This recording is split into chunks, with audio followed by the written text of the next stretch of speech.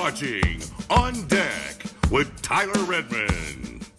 Welcome into On Deck. I'm Tyler Redmond. As always, thank you so much for checking out the channel. I do appreciate it. While you're here, make sure to like this video, subscribe to this channel, and of course, hit the bell for notifications so that you can stay up to date with everything going on here at On Deck, and of course, with the Atlanta Braves, and of course, all across Major League Baseball. So, we had a lot to talk about tonight. Gonna recap a whole lot of what happened last week, as you could probably tell by the thumbnail. It was a busy week for Alex Anthopoulos last week, capped off by a huge trade for Matt Olson, which of course raised a lot of eyebrows across Major League Baseball because that meant that Freddie Freeman would not be returning to Atlanta. And not to relive that, but as time goes on, more and more about Freddie Freeman and his dealings with the Braves comes up. And I feel like we kind of have to talk about it. I wasn't going to talk about it, but as time goes on, more and more things come out. The article of Buster Olney that came out earlier this week, and of course it continues to come out, more details about it.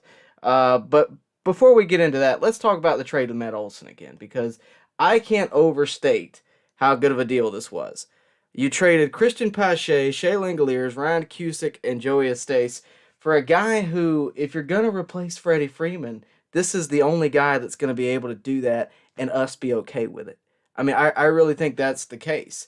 And obviously he's a great player, and he's younger than Freddie, and all of the business decisions were correct here, right? They were the right moves. With that said, I know a lot of you probably weren't happy originally, but then the extension came, an 8-year, $168 million extension, and I think everybody sort of accepted that this was a new era, and this is what it was going to be. And Matt Olson was our new first baseman, and that just is what it is. And I got to be honest with you, I love this deal. I mean, look, I love Freddie Freeman too, don't get me wrong. I think we all are in agreement there.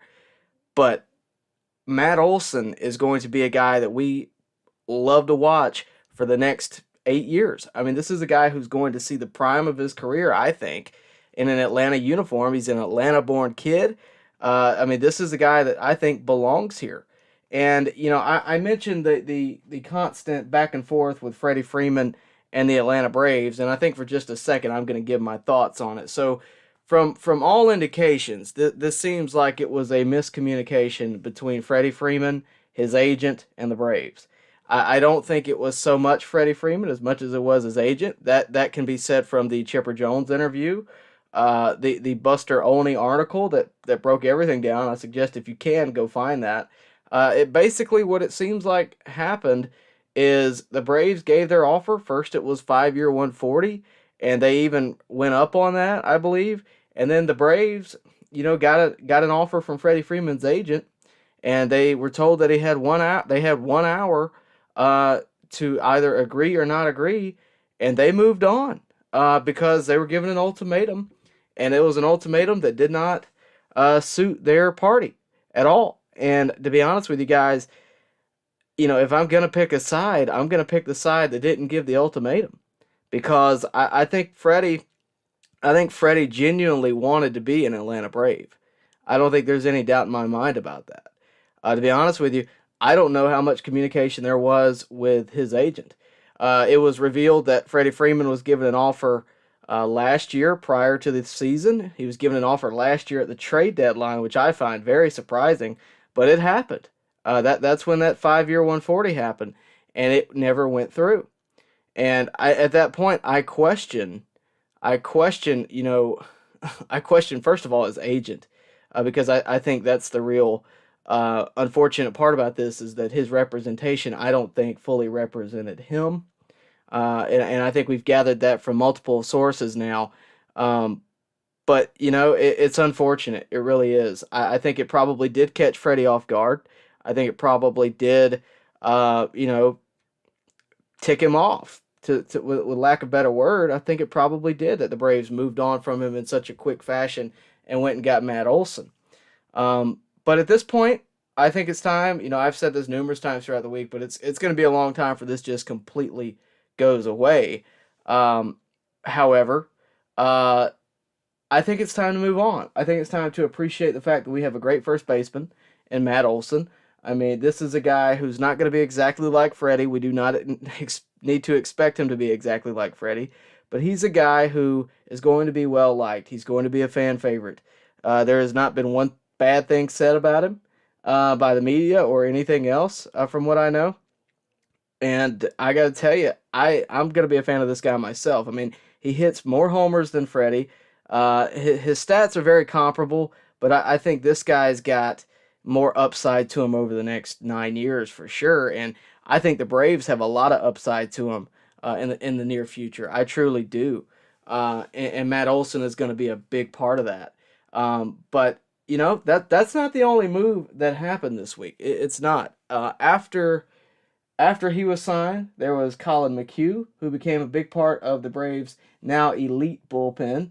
And you know, there's going to continue to be guys that come through. And I mean, Colin McHugh's going to be a guy who I think Brian Snicker mentioned the fact that there could be an opener at some point. Colin McHugh's got that experience. He's got the ninth inning experience, like a lot of those guys listed here in this picture. He's a guy that I think could fill any gap needed. And he's a guy that I think is going to be able to do that. But then they, of course, signed Alex Dickerson to a 1-year, $1 million base salary contract. And, he's an outfielder. I think they're looking for depth at this point. They're not looking. Alex Dickerson's not going to be your everyday left fielder. Make no mistake about that. That position is going to belong to the also recently signed Eddie Rosario, who I told you for months that this was the guy that I wanted the Braves to get. This was the guy that I thought they were going to get. And this was the guy that I really genuinely hoped that they would get, because I think he was by far the best hitter throughout the postseason, up and down throughout the postseason last year. That might be a hot take for some of you. You might disagree with that. You might have your favorite. But up and down, this guy got on base more than anyone else, especially in the NLCS versus the Dodgers. I mean, this was the guy that we could count on to make something happen throughout the postseason, and not just the postseason. This is a guy that I think you can count on to get on base throughout the entire regular season. I mean, I think across 162. And look, I know recently the Jorge Soler deal with Miami happened, and I basically pitched to you that I thought we could go get Jorge Soler because we were in on it. And I thought, I gave you the theory the other day where I thought if we could trade Marcell Ozuna for prospects, drop that salary, and go get Jorge Soler. I still think that could have happened. I don't think that was just a thing that I threw out there. David O'Brien said clearly that the Braves were in on Jorge Soler. There were multiple reports. I'm not saying that they would have traded Ozuna. I don't know what they would have done. But there was, intention of going after Jorge Soler. And there should have been. The guy was your World Series MVP. You should at least extend an offer. I think we can all agree there. But at the end of the day, I think that there's more moves to be made. And again, we're not done. There's even more moves. Those are the big guys, of course, Matt Olson, Eddie Rosario. Those were the two big name guys, but there were more guys like Alex Dickerson. Phil Gosselin was one that came through here pretty recently. And he's going to be one of those guys that, could just add depth to an already extensive lineup, extensive, team. I mean, these are guys that I think are going to be competing to make it onto the roster. Phil Gosselin, numbers don't jump off the page, but he's a guy that, he could be a pinch hitter easily. And he's a guy that has had some success in the past. But at the end of the day, that I think that's what spring training is about, right? I think that ultimately that's what spring training is for. And when I see moves like, and I'm going to mention some of these in a second, but when I see moves like Phil Gosselin, Alex Dickerson, Tyler Thornburg, and of course Brock Holt, which happened, I think, 2 days ago, when I see moves like that, ultimately I think that, their intention is, to be a lot like Jake Lamb was last year, if you remember that. He didn't necessarily last, but we gave him a shot. We were going to see what he was about. Pablo Sandoval, same thing. And there were certainly others that were given that shot. And they weren't the only ones. I mean, think about Jonathan Lucroy. I don't think he was in spring training last year, but he was in AAA for most of the year last year. I never thought we were going to see Jonathan Lucroy, to be honest with you. And then we did, because we went through 7 catchers last year. And I'm not saying that's going to happen, but this is what depth is about. And, of course, again, not the only one. but obviously a big one in Phil Gosselin. Another one, Tyler Thornburg. We talked about this guy the other day. 1-year deal, very low risk here for Alex Anthopoulos, but a pretty good pickup. He's had some success in the past. He missed 2021 with Tommy John surgery, so we're taking a chance here, but again, low risk. I mean, why not give the guy a shot? And to be honest with you, I'm okay with that. I mean, look, a lot of you guys were asking me, after Rosario was signed, what other moves are we going to make? What other moves are we going to make? And I told you I didn't think that there was going to be that many. I was surprised by Kenley Jansen, which of course we'll talk about in a second, but there were moves that I thought could happen that we wouldn't have seen coming. There's no way to see it coming. And Tyler Thornburg, Phil Gosselin, guys like that are low level, Brad Brock. I mean, the level that, very few people are going to care about. And I say that with all due respect to all these players. But from a fan base perspective, very few people are going to care that we got Tyler Thornburg or Phil Gosselin or Brad Brock or Brock Holt even. I mean, very few people are going to care about that.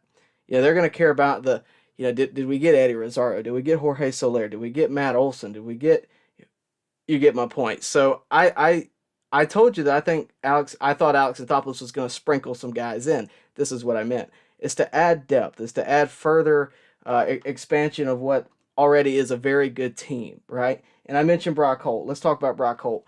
This is a guy who's had success in the past. He's a former All-Star, 2018 World Series champ, of course, with the Boston Red Sox. Again, numbers don't jump off the page. 209 average, 281 on base, 298 slug, and only 2 homers last year. Now, I'll be honest with you, I did not watch his year last year. I don't know the ins and outs of it. But I'll tell you that he's had some success. Another guy that had some success was Pablo Sandoval. Now, Pablo Sandoval probably had a lot more success than Brock Holt. But these are guys that could add, again, depth. Depth is more than important. And that brings me to Brad Brock. Brad Brock's 2021. Not that great, 6.30 ERA. But his career ERA, 3.55. Again, former All-Star back in 2016. He signed to a minor league deal. These are low-risk moves, but they're bigger moves than are going to be given credit for. And again, I'm not saying that these are the best thing ever. They're not. But they're moves that I think are necessary on a team to compete. Again, and it also adds competition. It adds a veteran presence to spring training. It adds a lot of things that I don't think, again, are going to get the credit that they deserve. Now, let's talk about the bullpen, because we talked about this the other day. The bullpen, I think, is the best bullpen in baseball, and I would stand by that with anybody. You can't convince me that the bullpen is not arguably the strongest part of this team, and this is your defending World Series champions. They certainly were throughout the postseason last year. I think that they were the core that won the World Series in general. I mean, you look at the guys on there that were on the team last year. Tyler Matzik, who came out of nowhere. He's one of those guys, by the way, who we picked up randomly one day, never thought he was going to be as good as he was, and then he turned into an absolute monster that helped us win the World Series, right? Not everybody has had their best years, in the past. Sometimes their best years are in the future. I think we have to remember that. Luke Jackson's one I want you to focus on when mentioning that. I think his future is actually a lot brighter than a lot of people give him. A.J. Minter, another one of those guys that was just waiting to break through. We saw it a little bit in 2020 in the postseason, but last year he finally did, and he's been a guy that we can count on and be clutch in those big moments. Has his troubles throughout the regular season like anybody does, but I thought that those two guys up there and at the top right there in Braves hats, those guys were just as good as anybody else. I mean, Luke struggled against the Dodgers. Postseason play, it's the Los Angeles Dodgers who had a great lineup last year. And look, Tyler Matzik bailed him out, and I think we all remember that. It was one of the best moments of the postseason last year. But that brings me to Kenley Jansen. And we talked about Kenley Jansen, a lot the other night. If you haven't seen that video after this live stream, I suggest you go watch it. Not very long. I always try to clip these live broadcasts to a shorter video for you guys, just to be a little bit easier to digest from like a 4 to 6 video as opposed to watching a 2 or 3 hour broadcast. But Kenley Jansen is a guy that is proven.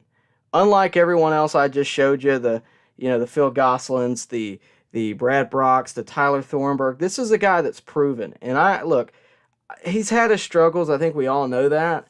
And I can understand any kind of talk about it. But I think this is going to be a guy that, you know, is going to steady the bullpen to a level that, this is why I think we have the best bullpen in baseball. Not solely because of Kenley Jansen, but Kenley Jansen put us over the edge.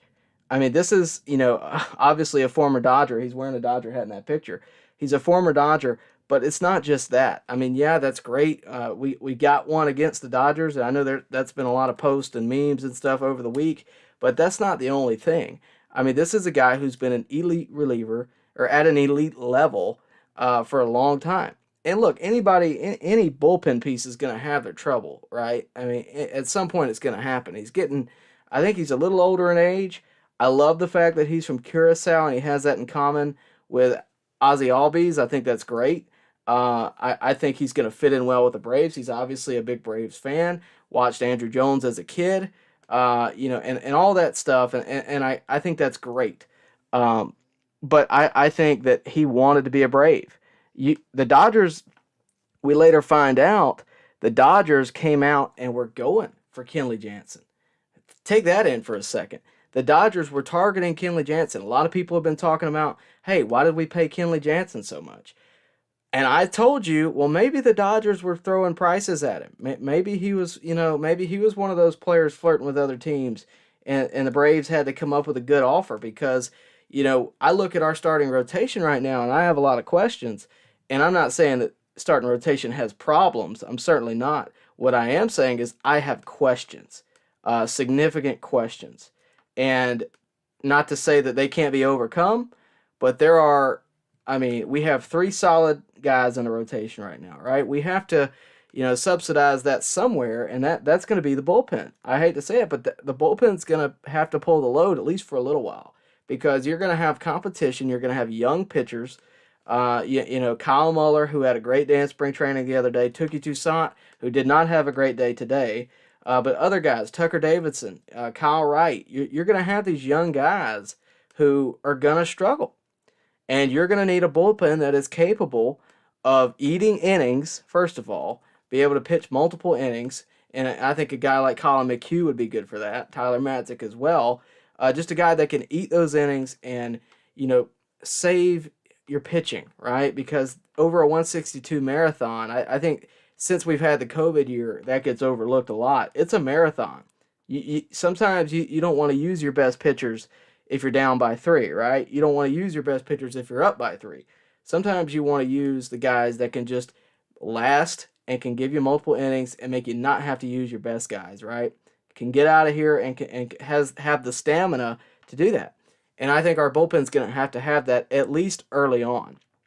And, I mentioned the other day that the starter market might not be where Alex Anthopoulos can make a move, because a lot of people, a lot of you guys have asked me, Tyler, why haven't we gone after a starter? Maybe we have. Maybe we put the feelers out there. But there's going to be a lot of competition any given year for starters, right? And I think at this point, we have to trust the young guys. I mean, Alex Anthopoulos may surprise me. He surprised me with Kenley Jansen, to say the least. I mean, that came out of nowhere for me, especially the fact that we spent $16 million. That came out of nowhere for me, and I'm sure a lot of you. But I think that at this point, we're going to have to accept that it's going to be the young guys. And I don't think that's necessarily a bad thing, right? I know some of you guys may not like the idea that we're trying to repeat a World Series year on guys that have barely broken into the major leagues or have struggled in the major leagues, but we're going to have to count on those guys. And those guys, a lot of those guys, Kyle Wright, have been put in unfair positions, much like Luke Jackson was a few years ago. Luke Jackson was never ready to be a bullpen player. Or to be a closer, rather. He was good. He's probably good for a 6th inning back in the day, but he was a young player. And I remember I used to see it all the time. People would give Luke Jackson trouble. But you also got to realize Luke Jackson should have never been in that spot. It was all part of growing up, right? And growing in his skill level. But ultimately, I think the bullpen is going to have to, carry a load here that they didn't necessarily have to carry last year, at least not near as much. We have a lot, our starting rotation, we have three very solid starters. Make no mistake about it. Charlie Morton, if he's healthy, cross your fingers, if he's healthy, is a great leader in that scenario. Max Fried, another guy who's a great leader and can perform lights out baseball all the time, right? Ian Anderson, to be honest with you, Ian Anderson's in between that young side and that old side of, he looks like a veteran on the mound in a lot of ways, but you got to remember he's still young and he still struggles to get past that fifth and sixth inning. He really struggles really to get past the fourth inning a lot of the time. So at the end of the day, I think you're going to count on your pen. You're going to count on your pen a lot. And again, not necessarily a bad thing, but as time goes on, you're going to see these guys struggle. You have to remind yourself that these guys are young. They're going to have to develop. It is a 162 game marathon. One game is not going to kill us. So if one game means a learning experience for Kyle Muller or for Kyle Wright or for whatever the situation may be, got to take a step back and just understand that that's the scenario we're in. I think a guy like Sean Newcomb, who we don't talk about hardly ever anymore, guy that was going to be a starter for the Braves, was going to be Max Fried for a long time. I think he's a guy that could go, multiple innings.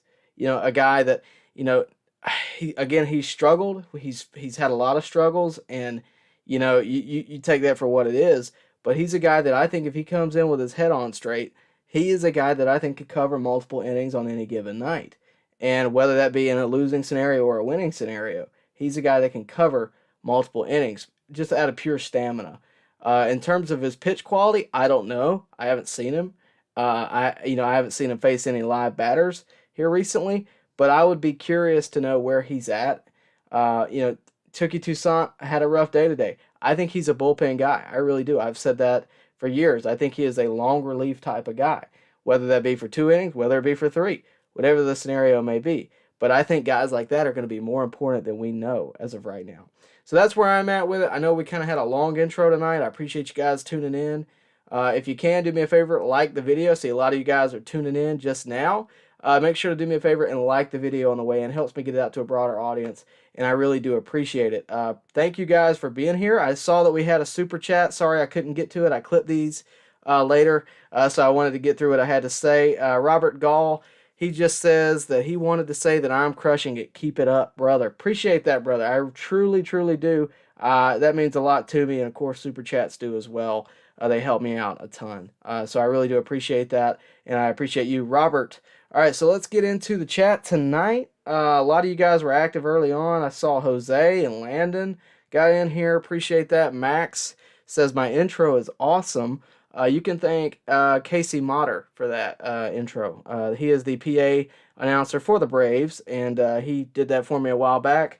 A good friend of mine, has become a good friend of mine since that, and I think we've tried to set up an interview a few times. I plan to do that along with some other ones, so stay tuned for those. But it's going to be fun. Appreciate the comment there. Max Cruz says, he says, thanks for doing the stream. I'm excited, jealous of the March Madness picks. It's funny you say that. I'm going to put a graphic up just so I can, can I put a graphic up?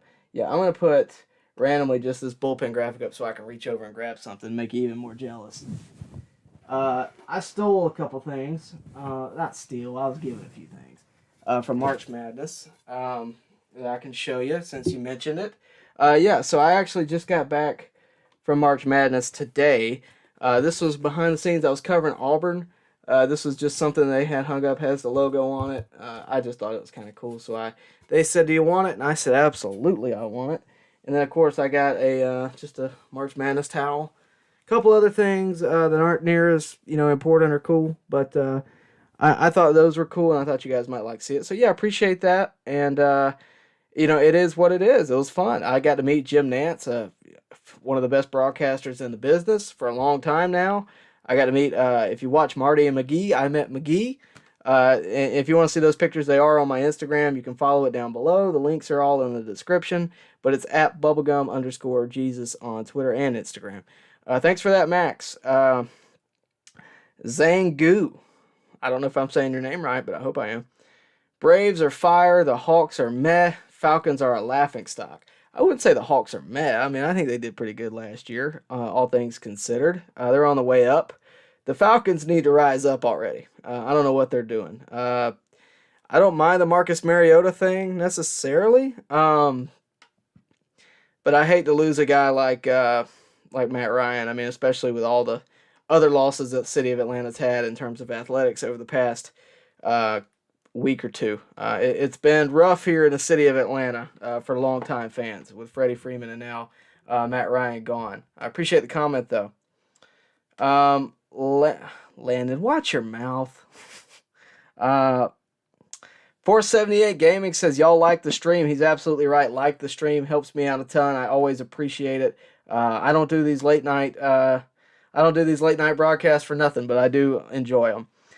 Matthew Brittingham, he said he already liked and fully subscribed. Everyone else better do the same, or Matthew Brittingham might come for them. Well, Matthew, I'm going to be honest with you. I don't know what that means. I don't know what it means that you're coming for him. I don't know what you're going to do. But for the rest of you, you better like, because otherwise Matthew Brittingham is coming for you. William says, like number one. Yep, like. Richard Davis, always talking about Freddie. Here we go. Here's some baseball conversation. Richard Davis says, Freeman got greedy. Money was the only thing on his mind. I think that's a bit unfair. And I'm going to be honest with you. As aggravated as I am with the situation, I do think that is unfair. I don't think it was necessarily Freddie Freeman. A lot has come out. I mentioned this earlier, but a lot has come out about the agent, about all of it. And I think you ought to do some reading on it. I'm not going to go in full detail again here. But Freddie, I think was unaware of a lot of the conversations is what it seemed like to me, the way it was presented. Not to say that, he didn't tell his agent to do exactly what his agent did, but it seemed to me, based on what Chipper Jones said, based on what Bolsteroni wrote, it seemed to me like Freddie was unaware of all the dealings. Maybe there needed to be more communication from the Braves and Freeman directly. I think we can agree there. But yeah, I don't know if Freeman got greedy necessarily. I think he certainly wanted his paycheck. But I think he was caught off guard that the Braves actually moved on.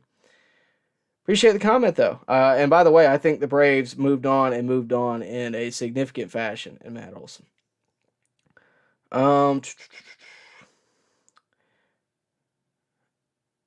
Let me see. He also says Olson's going to put up some serious numbers at Truist. I don't know if you were here, but I don't mind saying this again. I wish I should have made a graphic for this, because it would have been a really good graphic. I'm going to do that. If I don't remember this, but just comment it later. I mentioned the other day the dimensions of Oakland versus Truist, right? And look, I saw a comment right after I said this about the pitching difference. I'm sure there is a big pitching difference. Not going to deny that. I'm sure there is. But at the same time, when you look at the dimensions for Oakland, right? And this is where Matt Olson spent half of his. Sorry, guys. I'm looking up the dimensions right now. This is where Matt Olson spent half of his season last year, right? It's like, I want to say 385 in right field. Truist is 325 or 326, something like that. It's like a legitimately a 60-foot difference. So here you go. The dimensions for right field, 325 at Truist. A's, hang on. Right field, hang on, sorry. So I might have that wrong.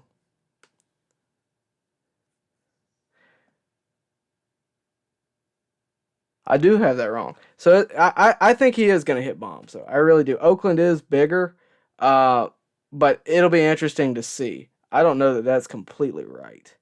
I looked it up the other day and it told me that it was like a 60-foot difference. That might be wrong. I'll look at it and clarify, but I think he is still going to hit bombs. I think it's going to travel better. I think it's going to be off of his bat better. And to be honest with you, I think there's probably a lot of fly balls he hit in Oakland that would have been homers in Atlanta. Thanks for that, though. Danilo Ican. I hope I got your name right. You seem like a new guy. I don't think I've seen your name before. Thank you for watching. Who has the best offense in the NL East? In the NL East, I mean, it's hard not to go with the Braves, and I know that because I run a Braves channel, a lot of people think I'm biased. Maybe I am, but I just don't see another team. I mean, we can look at it if you want me to. The only I don't think it's the Mets. And I think the Mets. I think what the Mets have that the Braves don't is probably a complete starting rotation. But I don't think their offense is there. If I'm honest with you, um, the Phillies might have some competition now that they have Castellanos and Schwarber. Oh, and by the way, they also have Johan Camargo. But I think ultimately, I mean, think about it. They got Harper. Do they still got JT Realmuto? I think they got Rhys Hoskins. Okay, here we go. You got Schwarber, Hoskins, Harper, Castellanos. Yeah, they still got Realmuto, Gene Segura, Didi Gregorius, Alec Bohm, and Odubel Herrera. I mean that's a pretty potent lineup. If there was a competitor for the Braves in that case, I'd probably go Phillies over the Mets. And I say that with all due respect to the Mets. I think that they're great. They got Lindor. They got Pete Alonso, but I think the Phillies have a more complete lineup than the Mets. But ultimately, for me, it's hard not to say the Braves. I mean, the Braves are the team to beat, and the Braves, I think, are more complete all the way around than all of these teams, right? I think that's fair to say. I think they have a better bullpen. The starting rotation's a little questionable right now, like I've mentioned, but the lineup is good. Got a lot of returning players coming back. I think they're more of a complete team than any team in the National League East. I think they're better prepared than any team in the National League East. However, the Phillies would be your biggest competitor in terms of offense alone. I think that's fair to say. Thanks for the question. That's actually a really good question. Danilo, hope you're subscribed. Hope you'll be back. Also, guys, make sure to like the video. Would really appreciate it. A lot of you guys are in here tonight, and the likes are a lot lower than the viewers. So make sure you like the video. Matthew says, hey, Tyler, don't forget Olson's 9th-year team option. He will likely be here for at least 9 years at cost-control prices. Better deal than $28 million per year for Freeman. Yeah, I'm going to pull up that timetable again. I've actually updated it a little bit. Not too much. I had Olson up to 31. Last time, a couple of you guys pointed out that was incorrect. It was actually there on purpose because of what Matthew just said, because of that team option. I think Olson will likely be back. I wouldn't see a reason why he wouldn't. He's a hometown kid, and the Braves. It's also not a mutual option. It's a team option. If the Braves want him back, he's coming back. I don't see why they wouldn't. I mean, this is 2030 we're talking about. But, I mean, I think that's very far ahead to predict. But, yeah, I would agree with you. But, looking at the timetable, the Braves are set up for success for such a long time. I mean, Matt Olson is on a great deal for the Braves. Ronald, and I've seen many of articles out there about, hey, Tyler, do you think the Braves are set up? Or I've seen questions. I've seen articles about the Braves possibly being set up for another dynasty.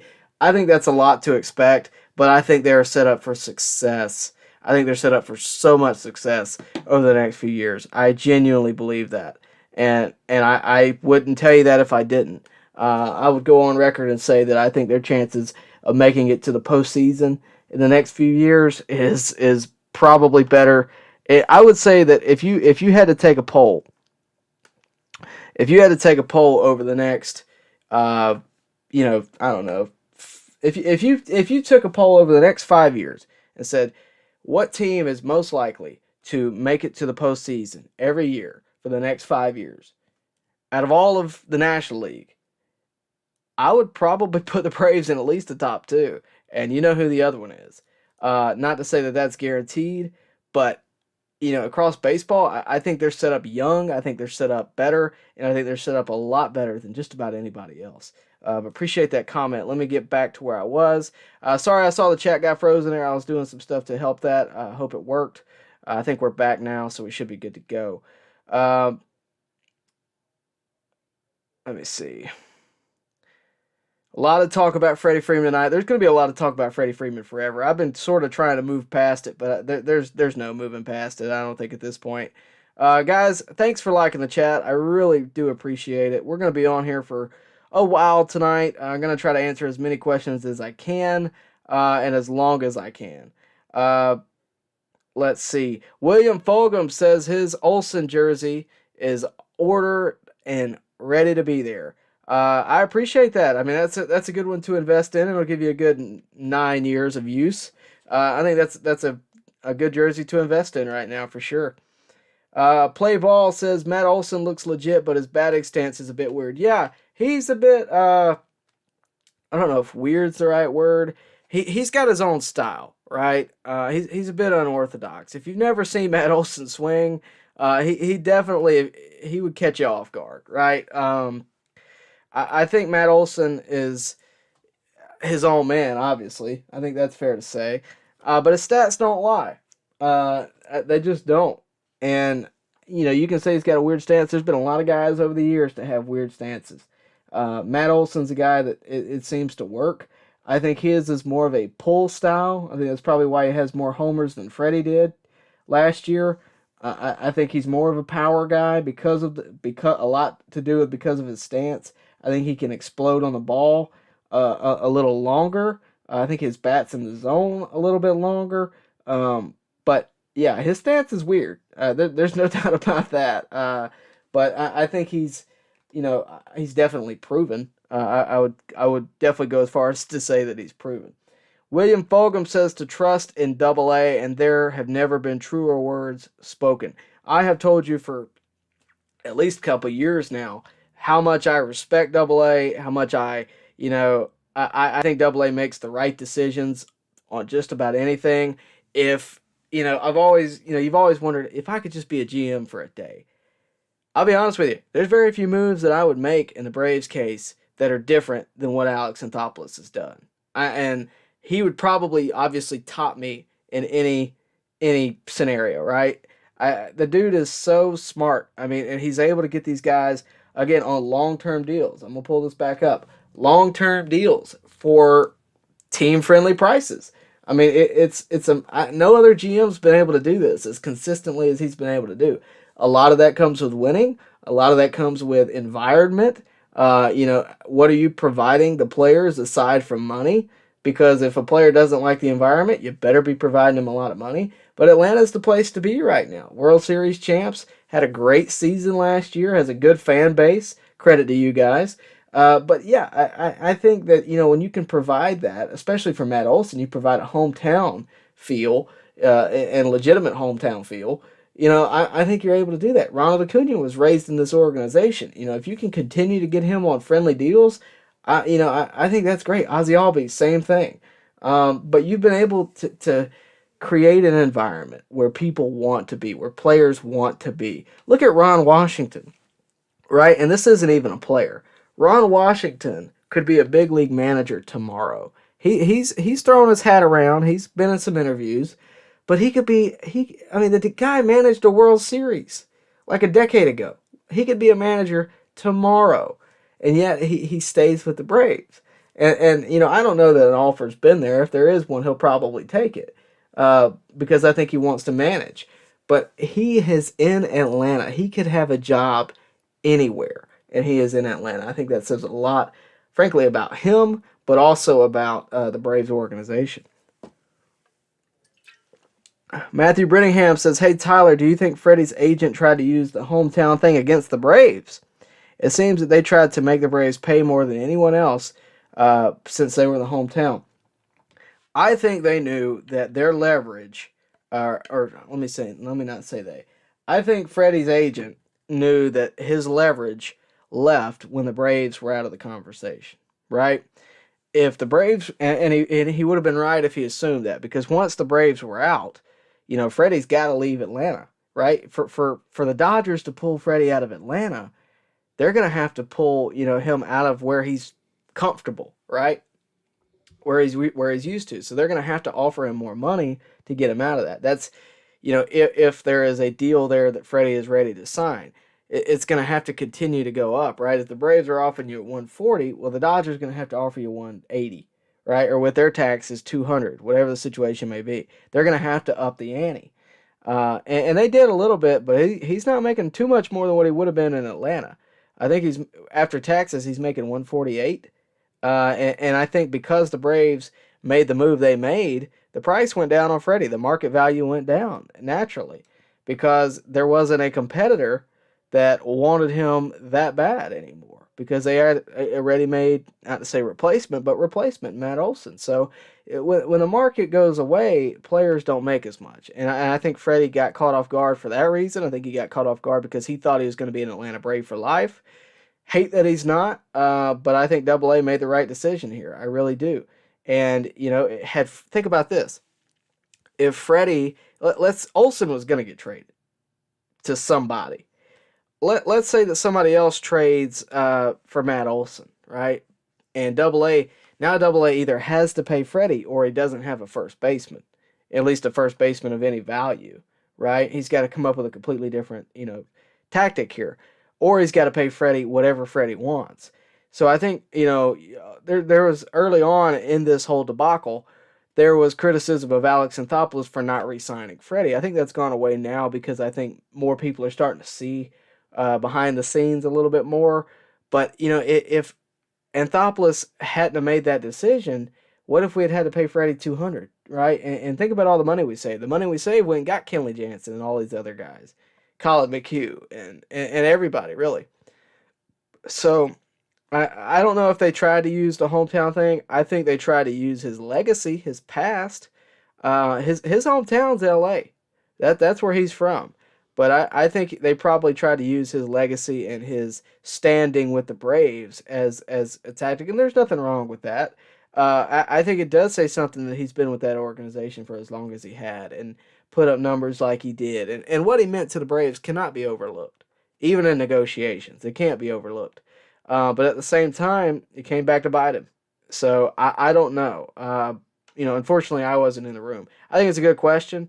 And I think it's certainly a possibility, but I don't know for sure that I can tell you for sure. I'm going to pull up chat on my phone so I can keep up with it a little bit better.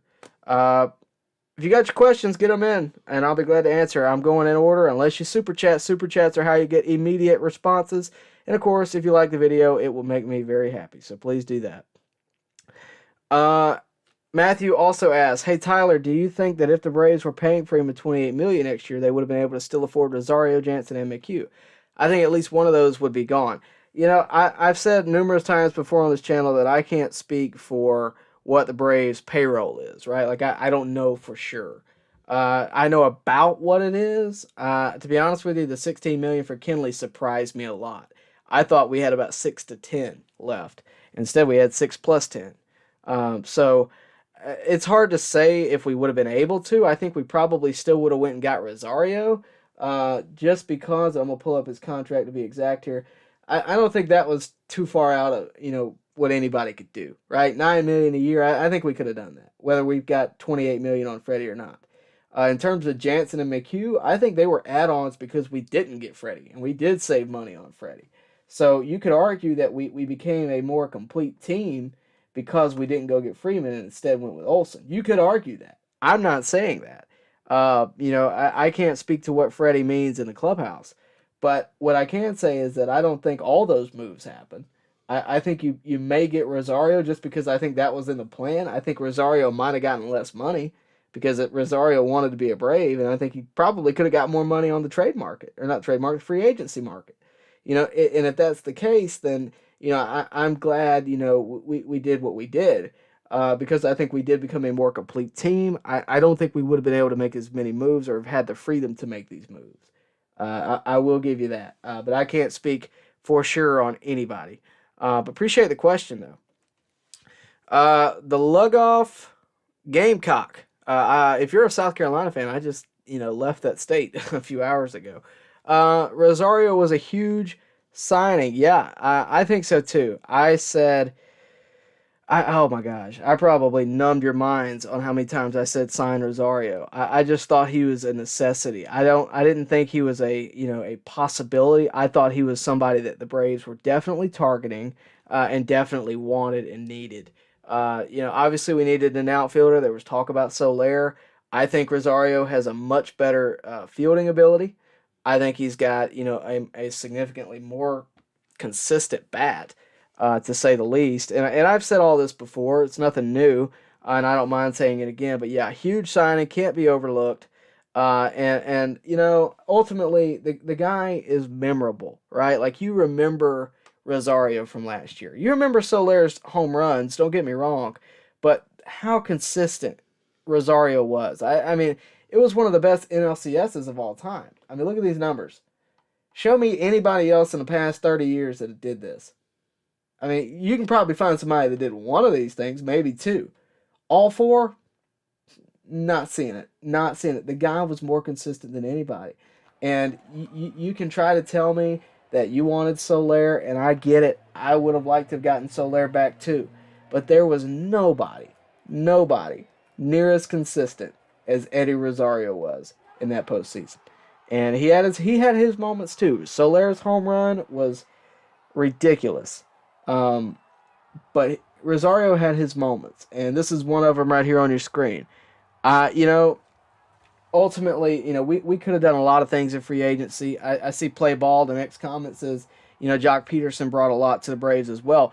I would agree with you. But I think we all knew Jock Peterson's time was running short. I think we all knew that his time in Atlanta was going to end once the year was over with. And I thank Jock Peterson for everything he brought to the Braves. I think he brought a different attitude that was not there prior. But I don't think he brought us a championship. I think Eddie Rosario got us past the Dodgers in a lot of ways. And not alone. I mean, it's a team effort, don't get me wrong. But I think his consistency, they could not get the dude out. He was on, I mean, he got a hit half the time. And he was on base more than that. So I think Eddie Rosario was the need there. And I think he feels the hole better. He's got better defense than Jock. He's got a more consistent bat than Jock. Not a better bat, but a more consistent one. I like Jock Peterson a lot. I wish him the best. Hopefully not in the postseason against the Braves, but I do wish him the best. I think we're always going to have, I think we're always going to have some attachment to Jock Peterson, Jorge Soler as well, anybody that was on that team. But at the same time, I think we have to move forward, and I think Eddie Rosario was the best move to do that. William Fulgham says we could trade for Soler at deadline if needed. I had a tweet the other day about that. It was more of a joke because this is a very similar scenario to Duvall, because I couldn't believe when we didn't sign Duvall after free agency, because we had him under arbitration, but they didn't. Anthopoulos later comes out and says that, of course, it was due to budget cuts because of COVID. Understood, right? We didn't know that at the time. That was like the one thing that I'm looking at Anthopoulos, like, what are we doing here, man? Like Duvall's the guy, and I think we all know that now. I think he knew that at the time, but he also, I mean, he of course, he is, privy to all the financial information. I am not. So that didn't happen. So now you trade for him at the deadline. That happens. He's one of the biggest pieces we got last year at the deadline. And by the way, greatest trade deadline ever. Convince me otherwise. You can't do it. But at the same point, now you have Soler going to Miami. Maybe you do. Maybe you trade, Soler for Ozuna, right? Maybe. I don't know. I doubt it, to be honest with you, because who wins there? They're so similar a player, and they have similar contracts at this point. I think Ozuna is significantly more expensive as well. I don't think Miami does that. I was surprised that Miami went for Soler, to tell you the truth. And what I mean by that is I think Miami should be still in rebuild mode. I don't know if they're in compete now mode. They may be. They may know something I don't. They have very good players. Jazz Chisholm is one that I, think very highly of. They have others, good pitching. But at the same time, I assume they're still in rebuild mode. They may prove me wrong. Of course, they proved me wrong in 2020. They came out of nowhere and surprised me. But with that, it was such a small sample size that anything would have surprised. I mean, it was different. Across 162, I don't see the Marlins competing. I might be wrong. I just was surprised that they went and got Soler. Maybe Soler is a difference maker for them, but it surprised me. I figured that if anything, they would want prospects. Maybe the Braves can find prospects to trade if they want Soler at the deadline. I think at this point, though, we need to accept the fact that we're moving past Soler. I like Soler as much as anybody. But I think at this point we need to, just not expect Soler to be a Brave at the trade deadline. I think that's probably where, the smartest approach would be. If it happens, hey, great. Our World Series MVP's back. And I would love that. But at the same time, I think we need to appreciate what he did, but move on to the future. Give him his ovation when he returns to Atlanta, just like hopefully all of you guys give Freddie Freeman on his first, trip back to Atlanta. But I think we need to move past it. Appreciate the comment, though. Really do. Zangu, I know Double A is going to sign Kimbrel next year. Kimbrel is a free agent next year, isn't he? I believe Craig Kimbrel's agent, though, is Scott Boras. I might be wrong on that, but I think that's who he is. I would love Kimbrel to come back. I would absolutely love Kimbrel to come back. The dude was a fundamental part of my young years watching the Braves. He was lights out when he was with us. He's been lights out, many years since. 2021 wasn't very good to him. He had a 12.15 ERA, so that's not great. But of course, I think he also got hurt. Yeah, he only had 6 innings last year. So, I mean, maybe he wasn't he a part of the Cubs? Yeah, he was a part of the Cubs fire sale, I think. Let me see. I don't know what they were showing me. What is that? Sorry guys, some of these websites are garbage. I'm not gonna list this one because I have respect for, the people that do this. But yeah, he didn't have a terrible year last year. I misspoke. He had a 2.18 ERA. They have a typo somewhere in this chat or in this stat book. I don't know why. He had a good year last year. I knew he did. I didn't know why they had that like that. That was weird. He had a 2.18 ERA. I would love to get Kimbrel back. I just think he's going to be expensive, and I think that's what you got to watch out for, right? Because if his agent is Scott Boras, which I'm again pretty sure he is, why I didn't use Baseball Reference, I don't know. I should have. I'm pretty sure that's his agent. Again, I might be wrong. But we're going to go to Baseball Reference. I don't know what I'm doing. Sports Meter is his agent. I'm pretty sure Scott Boras is his agent. I might be mistaken. He's going to want a paycheck. I mean, he could have came to the Braves a few years ago, and he didn't, and he would have been the closer. I don't think he particularly likes, not having saves in Chicago. I think that's probably on his mind. It would be awesome if Double A got it done. Don't know that it's going to, but again, it would be dope. Brett Walters, do you think the Dodgers lineup is better than the Braves? I'm going to have to be careful how I word what I'm about to say. Because I spoke on this the other day, I think. I think name value, yeah. But I don't think, and I said this the other day, I don't think that you can say who's going to win in a 7-game series, right? Like, let's say we get the Dodgers in the NLCS again. Who would have expected Tyler Matzik to do what he did? Who would have expected Eddie Rosario to do what he did? And to be honest with you, who would have expected Austin Riley to have a walk-off and all of what he did in Game 1? He had a home run, and then he walked it off. I was there for that, by the way. Great experience. But who would have expected that, right? I think it's hard to predict a 7-game series. With that said, on paper, I would give the edge to the Dodgers currently. However, you have Ronald Acuna coming back. You have Ozuna coming back. When that happens, I think their lineup is just as good as anybody's. The Braves, that is. I think they're just as good as the Dodgers in that case. I think it says a lot also. The Dodgers had over 100 wins last year in their division, right?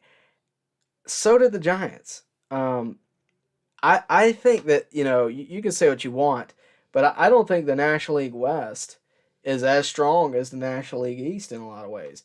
Or maybe not stronger necessarily, but I think they're more comparable than a lot of people give credit for. The pitching in the National League East is something else. I don't think the National League West has that as much. I mean, think about it. The Mets alone have now Scherzer and DeGrom. I mean, we have Max Fried, Charlie Morton, Mike Soroka when he comes back, Ian Anderson, who doesn't get enough credit. That's just the Braves. And even the Marlins have Sandy Alcantara. They have, there's good pitching in the National League East. The hitting's not going to be there. And, if we're all beating up on each other, which last year we were, think about it. The Mets led the division for the majority of the year early on. The Phillies then led the division, and then we took it from them, and then they took it back, and then we took it from them again. And then we finally eliminated the Phillies to win the division. I think it was a more competitive division as a whole last year than the National League West. Think about it. The Padres tanked, right, halfway through the year. They absolutely tanked, much like the Mets. But the Dodgers and the Giants, they performed well, and they did well, but they picked up 105 wins. You could also say that the Braves could have done that had they been the team they were for the last half of the season the entire year. And I think they were a much different team at the end of the year last year. I think we all know that as well. But at the same time, I don't think the National League East gets enough credit. And I'll say that to anybody. I'll say that to any Dodger fan you want me to. I think that the Dodgers are a very good team. I think that they have a very good lineup. And think about it. You got Mookie Betts, Freddie Freeman, Trey Turner, who doesn't get the credit he deserves now because he's in the lineup he's in. Even Justin Turner, very good. I think they still have Pujols on the bench, which is a crazy sentence to say. If he returns, which I believe he is, I can't think of who else they got. Do they still got Chris Taylor? I think they re-signed Chris Taylor. So they have a lot of good pieces in that lineup. Cody Bellinger, who, if he turns it on, can be great. He hasn't been that great over the past few years, since his rookie season, really. But if he turns it on, he's good. Max Muncy can hit it to the moon. I mean, they have guys. AJ Pollock, he might be the one outlier in that lineup, but they have a very potent lineup. In terms of who's better, we'll see this year. I mean, that's the only way I can give you there. I think they're very comparable. I wish I could show you a stat to show you for sure. But I ultimately it's hard to say. I mean, it really is. In name value and who's going to get the attention, it's going to be the Dodgers. I mean, it takes one look at MLB's Instagram to tell you who they're a fan of. And it's the Dodgers and the Yankees, right? For obvious reasons. But I think, again, name value, I give it to the Dodgers. Who most people would say is probably the Dodgers, but I think the Braves have a very comparable lineup. And I think, again, once Acuna and Ozuna, Ozuna will be in it on opening day, but once Acuna is back, I would put it against anybody. I really would. Gamecock says, oh, sorry. Y'all are having a conversation all throughout my chat. I'm just kidding. It's fine. Zangu says he is an Atlanta Brave fan living in L.A. Buddy, are you okay? You need something? I mean, we might be able to give you like a care package or something. Maybe send you some gear. You might need some protection out there. I've been around some of those Dodger fans. They're something else. Playball says he thinks the Dodgers have no bullpen now. That I find hard to believe, although I haven't seen much of it. Let me see their projected roster. Hang on a second. It's sometimes hard to say because, I mean, there's so many things that happen. The free agency frenzy that has happened this year. I'd have to see what their actual bullpen is. That article didn't give me anything. Thanks, CBS. I'll call you out. Here we go. Depth chart. This may or may not be accurate. I'm using Fangraphs, so who knows. Let me see. All right, so yeah, their starting rotation is still pretty good. To be honest with you. Well, no, those two guys are gone. So, all right, this is from what I can tell. You got Blake Trinan, who Austin Riley kills in the postseason, but I think he's a free agent now, isn't he? Pretty sure he's a free agent. Daniel Hudson, he's a free agent. Yeah. A lot of guys are gone. You're right. A lot of guys are gone. I don't know. I might have missed that. You know what? I'll tell you what. I'll do some research on that. Play ball. I'll do some research on that. Subscribe, and you'll get the notification as to when I do that. But we'll see. I don't know, man. That's crazy. If that's true, that's crazy. I'll really have to look at that. In that case, go Braves, I guess. Danilo says, can Harris get called up or even make it to the postseason roster? He could. Do I think it's likely? No. I don't think that they're going to pull an Andrew Jones and do that. Don't get me wrong. I mean, it would be great for my channel. I'd love for it to happen personally, just for the views alone. I don't know. isn't he like in Double A? I think he's in Double A. I think he's a while away. He's a great player. I mean, every time I turn around, he's doing something in spring training. He stole like 2 bases the other day, so he's doing stuff. He's a great pickup. I mean, he's a great player rather that we have. But I don't think he's going to make it to the postseason roster. I think that's a big ask. I would be surprised if he made it to the actual roster, the MLB roster, period. I think they're going to want to raise him and give him the most time in the minors that they can before they expose him to major league pitching, especially in the National League. And you got to remember, we're not the Marlins. We're not, a low-level team or the A's now that are rebuilding. We're not giving playing time to just anybody. We're giving playing time to people that are here to win. And not to say that Harris isn't, I just don't know if he's there yet. I don't know if he's capable of that just yet. Before I go any further, guys, like the video. I will be on here as long as I'm getting likes. Once they start slowing down, I start slowing down. So make sure you like the video, and of course, tell your friends about the channel. I do appreciate it. And of course, you can follow me on social media. The links are down below. Always appreciate a follow there. And I know I got a lot of you guys commenting. I'm trying to keep up as best I can, but there's a lot of you guys in here tonight, so I'll do what I can. Matthew says, Tyler, what do you think about the Braves picking up Brad Brock? He was pretty terrible when we traded to get him from the Padres, and he's been much worse since then. Let me look at it. So Brad Brock, here he is. Brad Brock, look, again, this is a depth move, ultimately. He was pretty good a few years ago. I think we all know his best years are more than likely behind him. But at the end of the day, I like the fact that we're still making moves, period. I don't care who it is. And that sounds really bad, I know, from me, because that's not how I typically operate. But in terms of these moves, they're such low-level moves. I just like the fact that we're still making them. Tyler Thornburg is a move I like a lot better than this one, to tell you the truth. Darren O'Day is another one that I really like. This one I have significant questions about. I don't know that... I mean, we're just going to have to see what he does in spring training. This is a guy that you're going to see in spring training, right? This is one of those guys that's going to be competing for a spot. He could get released tomorrow. I don't know. But we are still making these moves, and we're still, Double A is still putting feelers out to see who's available, who would be interested in service to the Braves. So that's what I'll give you on there. I mean, yeah, look at his ERA, right? 6.30 ERA, not great. He's had a much better overall career than he did at 2021. But at the end of the day, I mean, you can only ask for so much, right? At the end of the day, I don't hate this move. That's where I'm at on it. I don't hate it. I don't really care about it, but I don't hate it. And that's what I think is important. Let's see. Brett Walter says, Braves BP on paper is the best in baseball. Bullpen, yeah. I believe Braves lineup is as good as the Dodgers.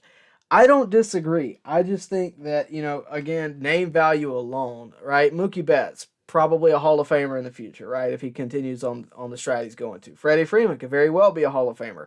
Trey Turner is a guy that has more talent, multi-talented player, super athlete, has got probably the fastest player in baseball right now, at least according to MLB The Show. They have a lot of name value. I mean, even Albert Pujols being on the bench is just name value, right? And they are the name brand. And I say that with all due respect to the Braves. I love the Braves. I am a Braves guy. The Braves have a very complete lineup. I think that they are just as good as the Dodgers. What's true about their bullpen, if that's true, if they've completely dismantled their bullpen, I'm very interested to see what they do. Because I mean, think about what they did last year. They didn't use their bullpen worth anything last year in the postseason. They used Scherzer to close out the Giants, which I thought was a bit overboard, and it came back to bite them against us. So thank goodness they did it, but it was weird to me the way they used their bullpen. And, I'm no major league manager, but I thought that going in, like, why would they do that? Because then Scherzer's gassed for game 2, right? He can't pitch game 1. He's gassed for game 2. Now you're relying on your bullpen in game 1, and it was just, I didn't understand it. I think they over-exaggerated what Scherzer could do, and I think Scherzer even might have estimated what he could do. I think it was a very poor use of a very good bullpen last year. I mean, look, like they had a pretty good bullpen. Let's not, underestimate what they had last year. They had a very good bullpen last year. You're never going to predict Austin Riley, hitting a walk-off off Trinan. You're never going to predict that, but I just have so many questions as to what they were doing. And I'd like to ask Dave Roberts that, honestly. Like, what was the, I get you got to win today to get to tomorrow, but I just have a lot of questions as to what they're doing with Scherzer. Maybe Scherzer voiced his opinions. I've heard that before, but even then, I don't understand it. I think it was dumb, personally. Tyler, which cheap bullpen pickup do you like more, Thornburg or Darren O'Day? Am I wrong for liking O'Day better? No, so I put Thornburg on here because it happened this week. We got Darren O'Day a little earlier on. I love Darren O'Day. I think Darren O'Day offers something that nobody else does. I mean, look at his windup. He's on a different level to, he changes your eye level. He changes the approach on the mound, which changes the approach of the batter, which helps the guy after him. I mean, right? Like, if he comes in and pitches like he does, right? If he comes in and pitches like that, the next guy who pitches, I hate to say normally, but normally, and not, a submariner, I think that, it helps the guy after him a lot. It changes the rhythm of the batters. And as long as that's happening, I'm cool with it. I think they're both low risk. I think you have good upside with either one of them. And what could happen, you're paying them virtually, in the grand scheme of things here, you're paying them virtually nothing to be there.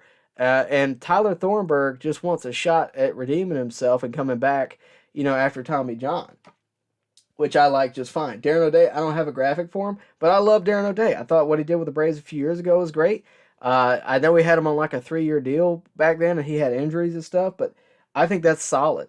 I really do. I think it's a solid move. Both of them are solid moves, and just because I don't have Darren O'Day here does not mean I don't like that move.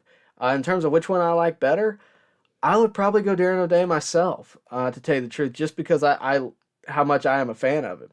That goes without saying, but I like Darren O'Day. I like his style. I like that he's different, and I don't think I think a lot of times, you come in and you just try to pitch fast. A lot of guys do that. I think that sets you up for failure. You need diversity in a pen, and there is no one more diverse than Darren O'Day in terms of his style. Appreciate the question, though. Very good question. Play Ball says, if Soroka comes back strong, ... Man, you guys are like real mysterious in the chat tonight, and I like it. In terms of Soroka, yeah, I mean, if Soroka comes back, that'd be awesome, right? It couldn't, look, I want Soroka to come back and win a Cy Young. I mean, I think the dude is, a great pitcher, first of all, but a very good person. I've met the guy, very nice. I met him at spring training, took all the time in the world with me, talked with me for, 5 or 10 minutes, did not rush away from me, that makes me a fan of players. It just does. When they're like that, when they're approachable, it makes you like players. And, if he comes in and wins a Cy Young, has a comeback story for the ages, it could not happen to a better guy. And I'm going to say that, openly. Could not happen to a better guy. With that said, I think he's also a dang good pitcher. I mean, the dude is solid. And I think ultimately, Soroka's had a lot of, adversity, right? And I think that makes it easy to root for him as well. But ultimately, the guy's good. And it can't be understated just how good he was and just how good, he could be again, depending on if he's healthy. He's in good spirits. I read the article the other day. I read the article the other day, and it was great. With him, he basically said he's found peace. He's happy and all that good stuff. But at the end of the day, I want him to come in and be successful with the Braves. I think it's unfortunate that he was unable to be a part of the team in probably the most entertaining period in such a long time last year. But I'd love for him to be a leader in the next one. That's what I'll say about Soroka. Thanks for that, Play Ball. Appreciate it. Let's skip down a little bit. Brett Walters, you're going to get me in trouble. The media drools over the Dodgers, and it is ridiculous. Yeah, I don't think Freddie Freeman's gotten near the amount of attention I don't think he's gotten near the attention he's gotten in the past week throughout all of his career on MLB social media. That's what I'll say. It's true. They do that with the Yankees too. It's because that's who's funding the MLB, man. They're not going to give small market the attention they give the Dodgers. It's just not going to happen. And, it kind of makes you sick when you watch a game and it feels like, the broadcasters are supporting the other team. And I get that a lot too. It aggravates me significantly. A lot of times I have it on Ben Ingram and Joe Simpson. Playball says, who is going to play DH when Acuna comes back? Ozuna. I think Ozuna is going to be the DH throughout the entire year. I'm going to skip past because Miguel Freaka just dropped a thing that I find interesting. I'll come back to where we were, I promise. Miguel Freaka says, I just saw this. Tyler, if you are a Braves manager, that's what caught my interest. If you are a Braves manager, how would you set up the Braves lineup? Oh, here we go. Once again, a Braves lineup question. Do you think that Ozzie and Swanson deserve to be in the top 5 hitters? I think Ozzie does. Swanson's not consistent enough. He can be at times, and then other times he's very he's very I don't know. He's streaky. He goes on great tears, and then other times he's just a dead bat. And I like him. I like Swanson. I've interviewed Swanson. I like Swanson a lot, and I think he would tell you that he's always talking about how he's working to be more consistent. If that happens, then yeah, I think the guy can have 100 RBIs from the bottom of the lineup, much less top 5. In terms of Ozzie, I think Ozzie's a good 6-hole. That's where I like Ozzie. Not to say that he can't move up. I think Ozzie would be a good leadoff hitter on any team. But if it was me, and we took personal preference out of the lineup, I would probably go Eddie, number 1, Olson, number 2, Acuna, number 3. I'm gonna go Ozuna 4, Riley 5, Ozzie 6, Duvall 7, Darno catcher spot 8. That can fluctuate, but 8. And then who would be left 9th? I lost my place. I don't know, but that's about how I would do it. I guess I'm missing an outfielder there. But at the end of the day, I don't know. I think I like the fact that Acuna wants to be leadoff. I think he could be a great 3 or 4 hitter, but if he likes the leadoff spot, give it to him, right? Like don't change who he is. And I mean, look, I'd love for him to break. I would love for Acuna to break the Ricky Henderson leadoff home run record. I would love for that to happen. I think that would be good for baseball. To tell you the truth, to have a player that could do that, I think it would be great. I mean, look at what you remember his 5 straight home run stretch where he had a game in like 5 straight home runs, Jose Urena, that whole thing. I think that was great for baseball. I mean, that's, brought a lot of attention to the Braves, brought a lot of attention to baseball because you had this dude doing this. And I think if he was able to break a record held by Ricky Henderson, whatever record that is, I mean, Ricky Henderson, if you don't know about Ricky Henderson, you guys wanted to draft him the other night in this thing. So the guy's good, right? So I would love for Acuna to be able to do that. In terms of the lineup, I would put Swanson. That's the name I was looking for. I'd put Swanson in the 9-hole. I think he's good at the 9-hole. I think he could catch a lot of RBIs there too. Let me see. But also you can switch Eddie and Acuna as well. You could put Acuna lead off, Eddie number 2, Olson number 3, Riley 4, Ozuna 5, Ozzie 6, Duvall 7, Darno 8, Swanson 9. You could do that. There's a lot of ways. I mean, this lineup is very flexible, and that's what I think the Dodgers don't have is flexibility. You guys are real active tonight. Asking a lot of good questions. I probably said that a lot. Brett Walter says our bullpen won the World Series like the Royals. I don't know if it was the bullpen alone, but they definitely had a hand in it, for sure. I can't say that. I'm going to have to, I spent a lot of time, and I'm just going to tell you guys this. I shouldn't. I really shouldn't tell you this. But the other night, I took time, and I basically thought of many, I don't think I should tell you this. I thought of as many bad words as I could the other day to block them from the chat so I could, it helps me eliminate spammers. It helps me, do a lot of things when I do that. And you'd be surprised at how many bad words you can come up with in your own mind. But I had a group of friends help me, and it became entertainment at that point.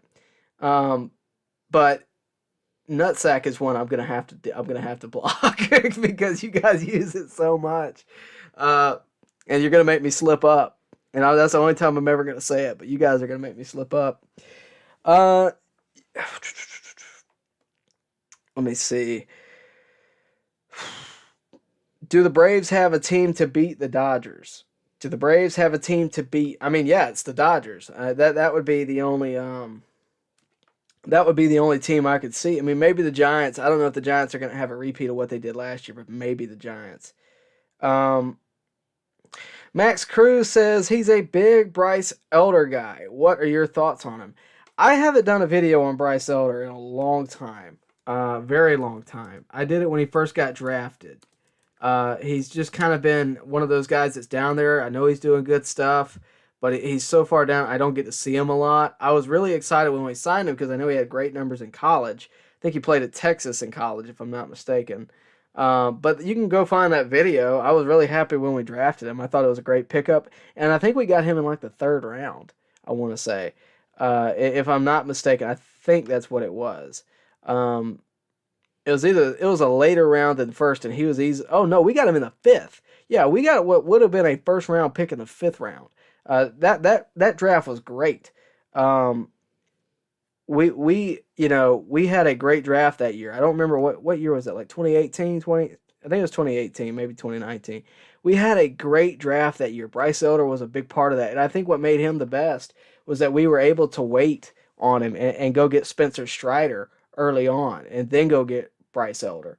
I'm big on both of those guys, by the way. I think those guys are going to be fundamental parts of the Braves' future, whether they be in the pen or the starting rotation. But right now, I think it's looking like they're both going to be starters. Matthew says the Braves might have the most unproven 4 to 5 pitchers of any contender. We need to trade for Manaea or Montes, and that should have been part of the Olson deal. A's need a shortstop, so Shoemake plus more players.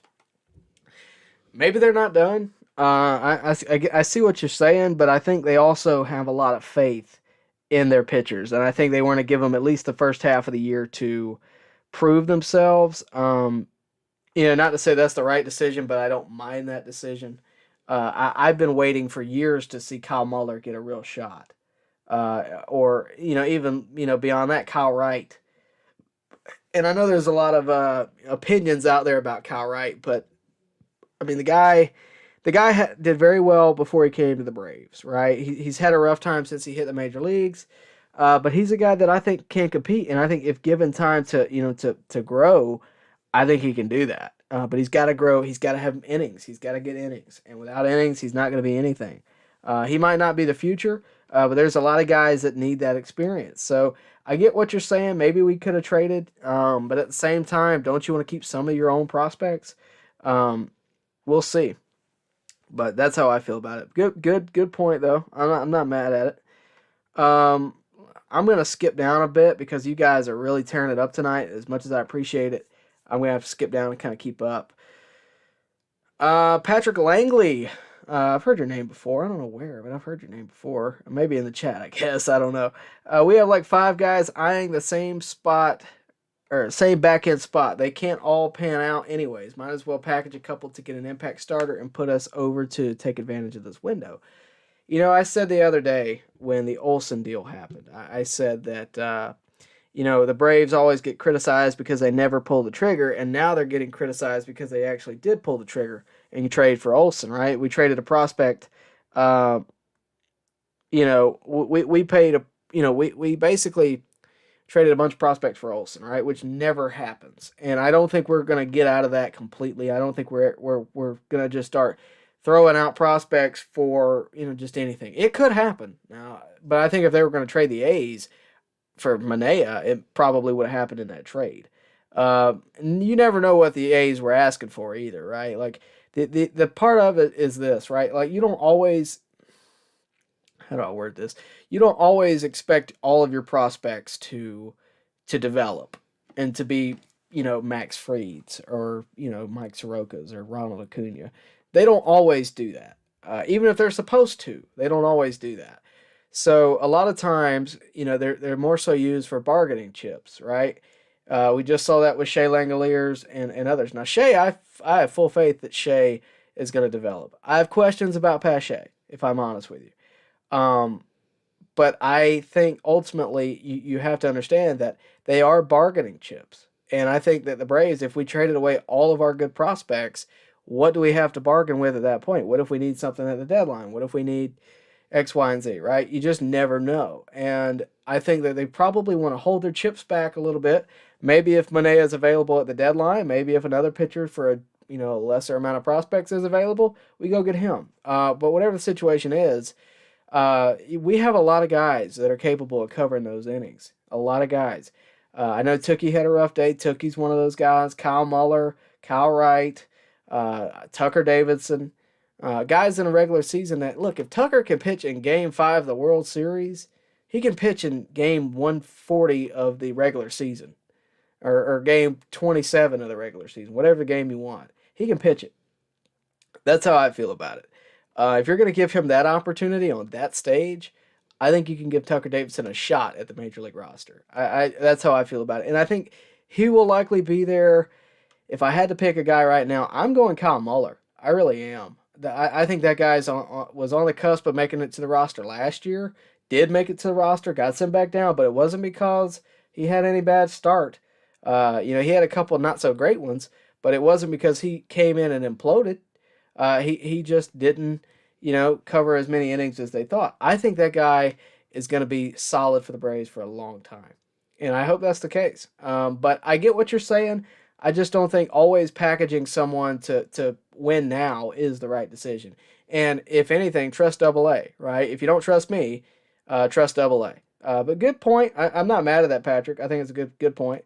Richard Davis wants to know, where in the world is Josh Tomlin? Josh Tomlin was a free agent. And I'm not even sure if he was on the postseason roster last year. I don't think he was. Josh Tomlin was used a lot of times to cover innings, so I'm sure that's why you're asking about it. He could cover 5 if you wanted him to. I like Josh Tomlin. I don't think Josh Tomlin is you don't want him in a close game situation. I just don't think he, throws hard enough to warrant a close game situation. I think he's one of those guys that can implode fairly easily. But if you're winning by 5, yeah, stick Josh Tomlin out there, right? Let's let him eat some innings. But we'll see. But I don't know where he's at. I think he's probably waiting on a contract. Let's see. Yep, there it goes. All right, I got to reload. Hang on a second. I got all kinds of scroll down. Hang on a second, guys. A lot of you guys in here tonight. While you're here, I see 180 viewers. Please make sure to like the video. Helps me out a ton. And you guys are awesome for doing that. You guys are really here tonight. I'm barely at the... Oh, my goodness. Here you guys go again, making me work. I think I got skipped down, and there's not a whole lot I can do about it. But I got mixed up, guys. I probably missed a bunch of you guys. But we'll cover as many of them as we can, and we'll go from there. I don't know how long we're going to be here tonight, but we're going to be here as long as I can. It looks like the chat got frozen there for a while, and we're back now. I think that's what happened. So I don't think I can get to where I was, but it's fine. It is perfectly fine. Kevin Hagler, a third of Freeman's contract is deferred and even voided if he's traded. Freddie will get a third of booze that the announcers won't acknowledge. Probably. You're always going to have that fan base that is ruthless, and some of you guys might be that way. Personally, I am not. It's just not my style. I appreciate Freddie for everything he's done. To be honest with you, he's one of those baseballs in that case right there. I think he's one of the best Braves of all time. He's at least in the top 50 no matter what he does afterwards. With that said, I don't know that his number will be retired. I'm not going to get into all that. I've heard a lot of talk about that in the past few days. But I don't think he should be booed. I just don't. I think this is a thing that happens. If you want to know what I would do, it would be a standing O.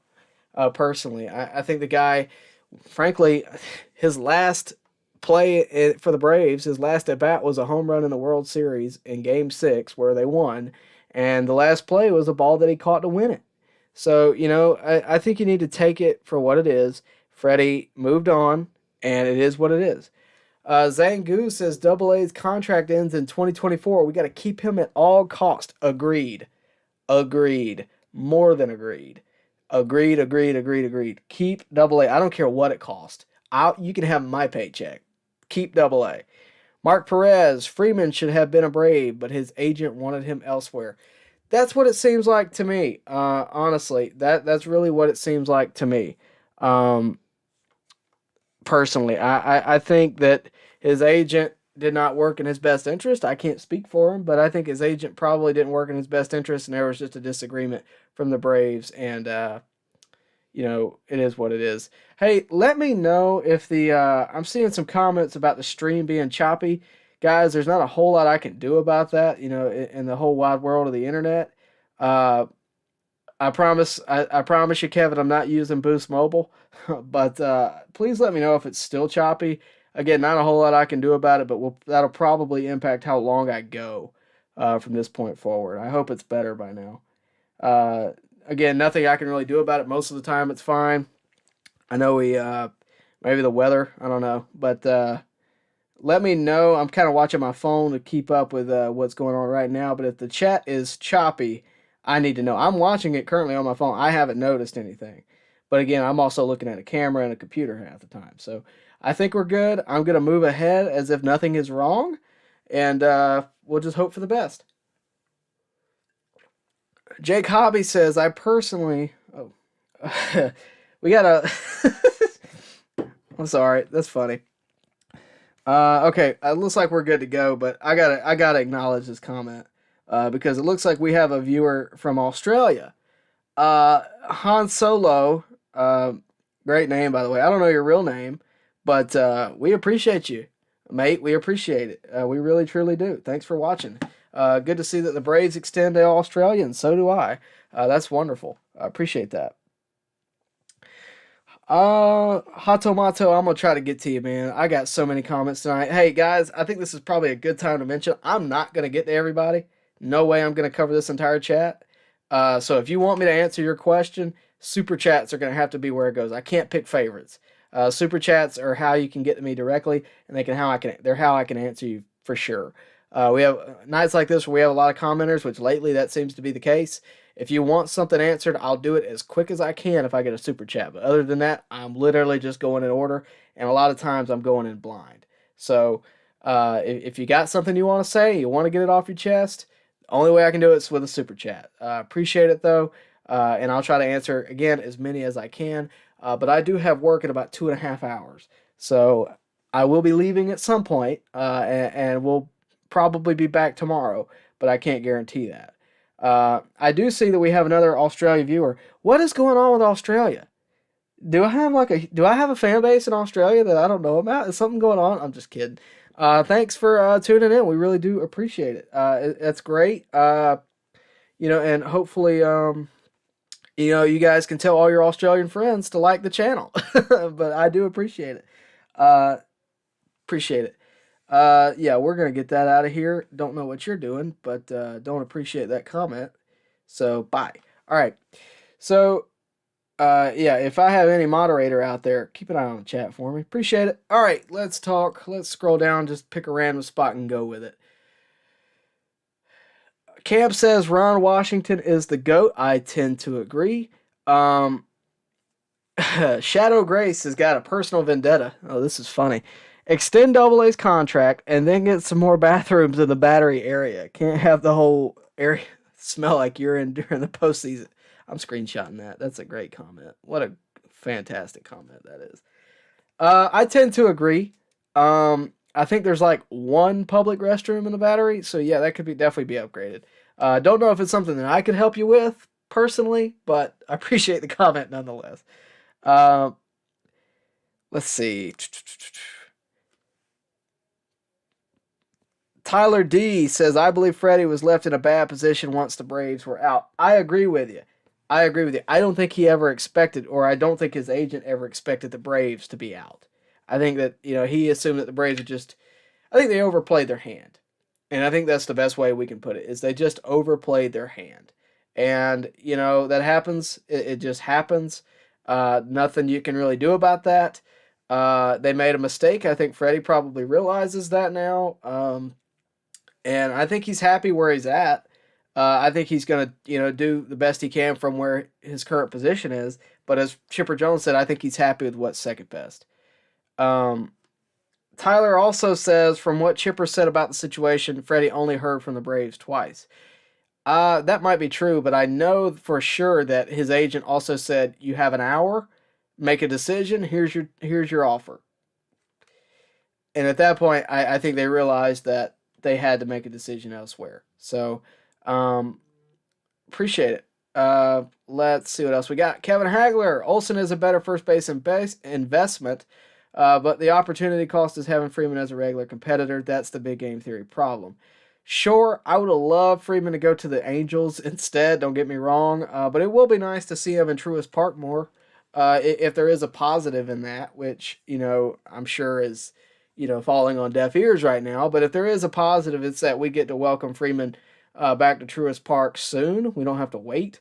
We get to see him regularly, and, hopefully, he gets a fairly welcome reception. I really don't want it to be contentious in the ballpark. Sinoltris Edward. It's Freddie's responsibility to know his agent's negotiations.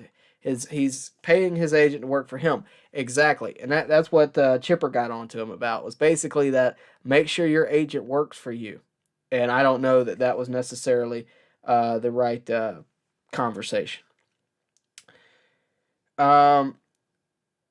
Bill Gates, the mighty LA Dodgers, a team that gets $50,000 on a Tuesday and one of the best TV contracts, got Freddie to defer also $60 million. Freddie should have fired his agent and signed a 1-year deal. That's all I got to say about that. There's a lot of conversation about his money in here. A lot of the same stuff. Matthew says, hey, Tyler, $148 million for 6 years has to be worse than $140 for 5 with Freddie, right? Especially since Freeman had a 10-5 rights, no trade clause with the Braves, but now 0, no trade clause with the Dodgers. I would agree.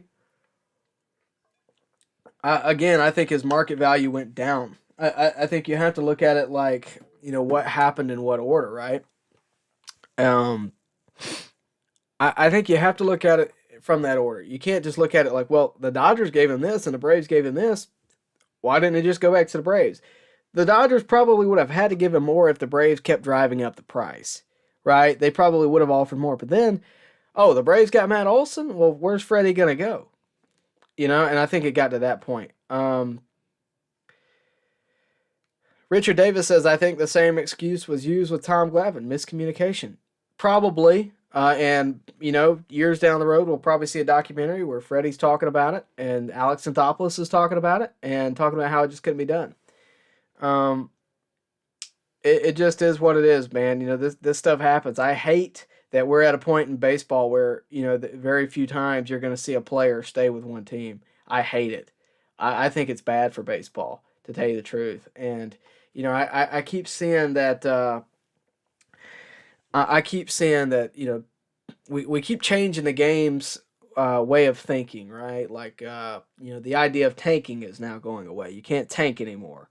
Well, how is a low market team supposed to compete, right? That's how I feel about it. How are the Milwaukee Brewers supposed to compete with the Yankees if they can't even tank anymore? It's just going to be year after year of the Yankees spending money on big name players.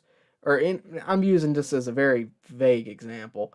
But, how is the little markets going to compete with the big market guys? It just doesn't work that way. The only way for a small market like the A's to compete is through the Billy Beane method of rebuilding. I mean, that's it. I mean, that is the only way to do it. And you can't convince me otherwise. That's what the Braves did. And it's been done a long time. It's been done that way for years. And now everybody seems to have a problem with it. I don't. I think that it's a smart way to handle business. I think the Braves did it the right way. I question MLB. I really do. And this is the Players Association I'm talking to here. Okay, you want everybody to get paid more than anybody, but, at some point, something's got to give. What is too much money? What is not enough money? And I think we're starting to ride that line a little bit. Skylar Baker says, I think Freddie should have went to the Rays since it was the same deal after tax. It would have been nice to see him in Tampa personally, because I think I'm actually headed to Tampa later this year. At least that's the plan as of right now. and I would have got to see him there, we wouldn't have to play him all the time. But LA is his home, so that's what I think brought him there. Hato Mato, or Hato Mato, whatever you like. Double A is a sniper at signing players. Yeah, he's fantastic, and there's no doubt about it. Double A is in my mind. In my mind right now, I don't know of a better GM. I mean, I know Theo Epstein's still out there, Billy Bean's out there, but in terms of just what he's been able to do in his time, I just don't know. I just don't know a better GM. And you might be able to name somebody in your opinion, but right now, man, I got to tell you, if there's one GM I want, it's Alex Anthopoulos. And I just hope that once 2024 rolls around, he's been on a lot of other teams, guys. He was once a Dodger. He was once a Blue Jay. I think he's even once a Rocky. I might be mistaken there, but I know he was a Blue Jay, and I know he was a Dodger at one point. Oh, and, I just don't want, once 24 to roll around, all the big-name players, like just happened with Freddie Freeman, to come calling for a Double A. I hope that's not the case. I hope he's found his home in Atlanta, and he likes it here, personally. Who will have a better season, Soler or Ozuna? Well, I think it depends what you're looking for. Soler, I think Soler is going to be the DH for the Marlins. I don't know what the roster looks like. I haven't really done an in-depth look. But I would assume he's going to be the DH. I assume Ozuna is going to be the DH. I just don't see how that goes any other way right now. I would probably say Ozuna. I mean, just because I feel like we've had more consistency out of Ozuna. Soler came out of nowhere last year. Not to say that won't continue, but I do think Ozuna will probably have the better year. If I had to tell you right now. Now, I could, at the end of the year, we could be looking at it going, wow, we really should have got Soler.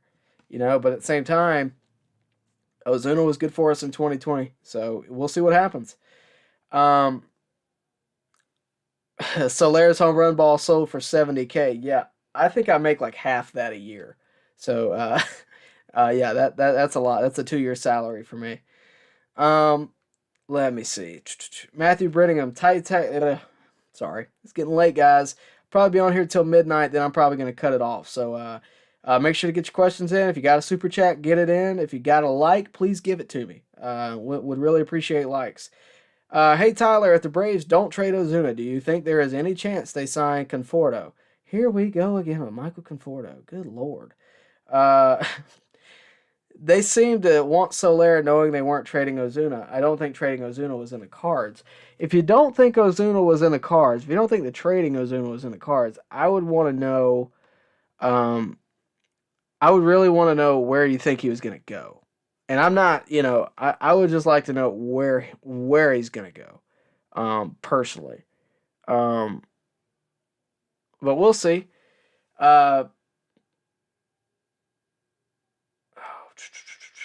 Skylar Baker says, talking about Braves makes me want to watch October highlights. Well, here, Skylar, don't go anywhere. Here's one. I got you covered. Here's an October highlight. Eddie Rosario's 3-run homer against the Dodgers in Game 6.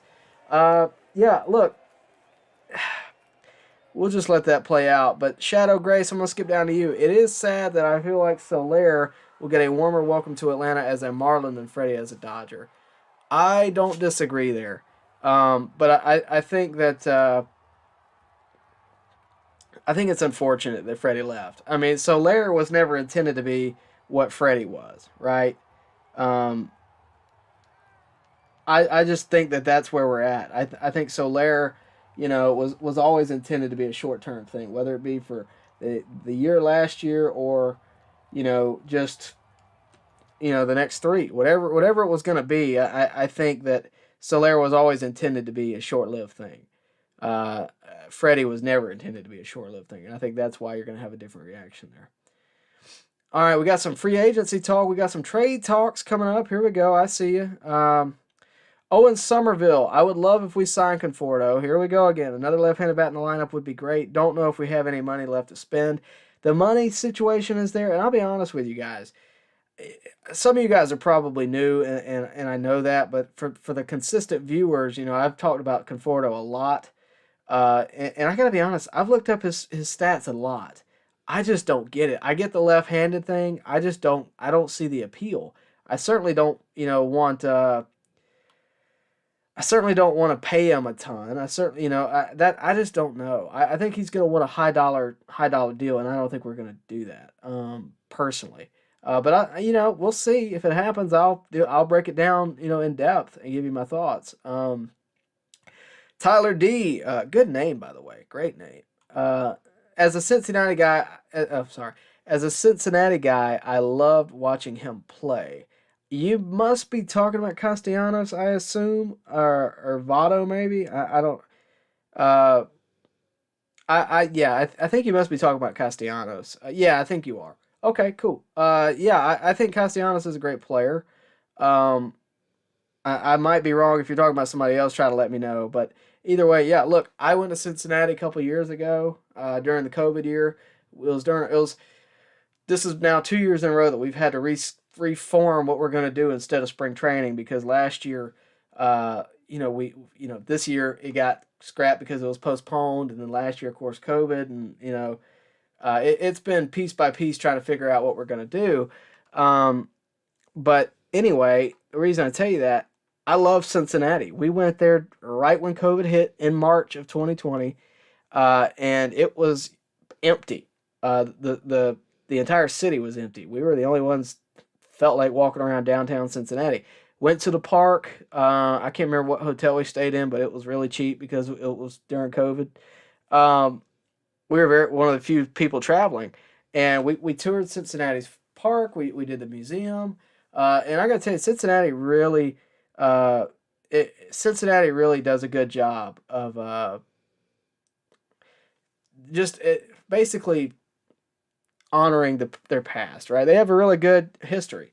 First major league team in baseball, and they have really good past. By the way, if you're a Cincinnati guy, real quick, you ought to check out the sports memorabilia store. I can't remember the name of it, but I follow them on Facebook. It's where I got that thing, and I got it for a great deal, and they have great prices, all things Cincinnati. You really ought to go look at it. Just look up sports memorabilia store in Cincinnati. I'm sure you'll find it.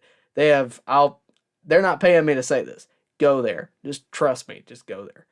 By the way, if you're an Atlanta guy, go to BP Sports. They got great pieces for great prices as well. All right, I'm seeing some trash talking about me reading real far back in the chat. So here's what I'm going to do. I am going to skip to Evan Hollinsworth and his super chat all the way at the bottom. I'm going to skip all the way there. Anything below that I will answer for the next 16 minutes. So if you want your question answered, get it in. If you really want it answered and you already asked it, super chat it and I will do it. Tyler D says Castellanos makes that Phillies lineup. Yes, he does. Castellanos was a great pickup by the Phillies. I'll give him that. I know there's some rumor you guys really wanted us to pick up Castellanos. I never really saw that. I never really thought that was going to happen. But at the end of the day, it could have, I guess, but I never thought it was in the Braves' best interest. I thought ultimately Castellanos was going to go to someone who's going to pay him, and that's what I think he ended up doing. The Phillies, if they're still on that spend stupid money thing, then all the best to them. But we'll see. Evan Hollinsworth, I think you meant to attach this to your super chat, so sorry, I just saw it. I will answer for you. Do you think they signed Dansby to an extension? As of right now, I do. I know we got, a lot of shortstops on the market next year. I've seen some comments kind of pop up here and there about Carlos Correa. I saw a comment earlier, who was it? Tim Anderson. I've seen a bunch of guys pop up, and you guys, putting your heads together about who we could get. I think they probably signed Dansby to an extension. Now, like you said, if Dansby, does what Freddie did, maybe not. I don't know. I don't know, if Dansby wants to stay in Atlanta. I assume he does. I would hope that he does. But at the end of the day, the Braves are going to do what's best for the Braves. And if that involves Dansby Swanson, then it involves Dansby. I like Dansby a lot. I think he's more than serviceable at shortstop. I think he's a great player. And I think if he finally gets to a consistent bat, he can perform with the likes of anybody on the team, but he's got to get there. Danilo says a collab with John Boy would be great. Well, Danilo, do me a favor. call up John Boy and you get that for me because I would love to collab with him. I love what he does. To be honest with you, there is not a breakdown that he does that I don't watch. I think it's hilarious. If I had access to MLB footage and could monetize with it, I probably would use it too. But I don't think he does. I think he just does it because it's funny, and it is funny. I'll give him that. I love John Boy. I appreciate what he did when it comes to the Astros. I think that was great. John Boy's probably the biggest name in baseball YouTube there is. I mean, there's some others. But John Boy's up there. If you can get him on the phone, I'd be glad to do it. I would love to do it. Joe Mixon, I can see a Dansby extension for 3 year, 15 to 20 mil a year. Yeah, I could see that. That's about where I think his offer is going to be, and he better take it. He very well better take it. John McCoy, what are the chances Acuna can end the year having a 40-40 season? I hope it happens, but I guess the odds for that in Vegas would be 30%. Probably. I don't know how his leg is. Like, I think he's still slow on that. I think he got close to 40-40 a couple years ago, didn't he? Or was it 30-30? I think he got 30-30. But he was talking about the next year going 50-50. So who the heck knows when it comes to Ronald Acuna, honestly. The odds for it are probably pretty low, but I wouldn't put anything past Ronald Acuna if he sets his mind to it. But this year, I don't know with his leg. Matt Olson has checked into the chat, ladies and gentlemen. He gave you a go Braves. Now, if you're the real Matt Olson, I'd love to interview you. But if not, change your name, I guess. I don't know. Knitter, opening day, outfield starting lineup, Duvall, Rosario, and Dickerson, and Ozuna DH. I don't know about Dickerson. I haven't done a lot of thinking about that because I was really counting on the Braves to go after Soler. And that would have changed my entire mindset, to tell you the truth. Dickerson, I guess, would be okay. I think at that point you'd probably put Heredia out there, wouldn't you? I mean, that's the guy that we know. But I think that's what spring training is going to be about. Who's going to compete? Their other two, though, are definites. Yeah, Duvall and Rosario, those are definites. Richard Davis, when Freddie said Olson signed on the cheap, that tells you where his mind was on the money. Olson signed for less money because he wanted to play in Atlanta and Freeman didn't. Again, I don't know. Guys, at the end of the day, we can hypothesize all we want about, what has happened with Freddie and Olson, what has happened with, anything like that. I get the attachment to Fred. I get all of it. But at this point, I think we just need to move on. That's where I'm at. Cam, do you think we will make a move before opening day? Not a major one. You're not going to see a Kenley Jansen. You're not going to see a Rosario type signing. I just don't think the guys are out there anymore. I think all the big boys are kind of gone, to tell you the truth. Castellanos was like the last one, I think. I don't see anything out there in free agency. I mean, maybe a trade if we can get a starting pitcher on the low, but I don't see anything major out there. I could be wrong. Alex Anthopoulos has surprised me before, and I'm sure, he'll do it again, but I just don't see anything major out there at the moment. That's just where I'm at with that. I don't think you see a Kenley Jansen. I don't think you see anything major. I think you'll probably see more like a Tyler Thornburg or Phil Gosselin or moves like that are currently going on right now. If you want to keep up with it, and I shouldn't be telling you this because this might be why you come watch my channel, but if you want to keep up with it regularly, the best thing you can do is just Google Braves transactions, and it'll come right up. You can see it day to day what's going on. Because I think a lot of people just follow it on Twitter. That's what I used to do, and I used to get notified super late. But now about every day I just check that, and it's like you see everything. You see if a minor leaguer got sent up, you see all that stuff. So if you want to keep up with it, that's the best way I can tell you. Bumrat, I'm gonna have to get you out of here, buddy. Sorry, but I don't like messing with the chat. What about a Trevor Bauer trade for Tookie?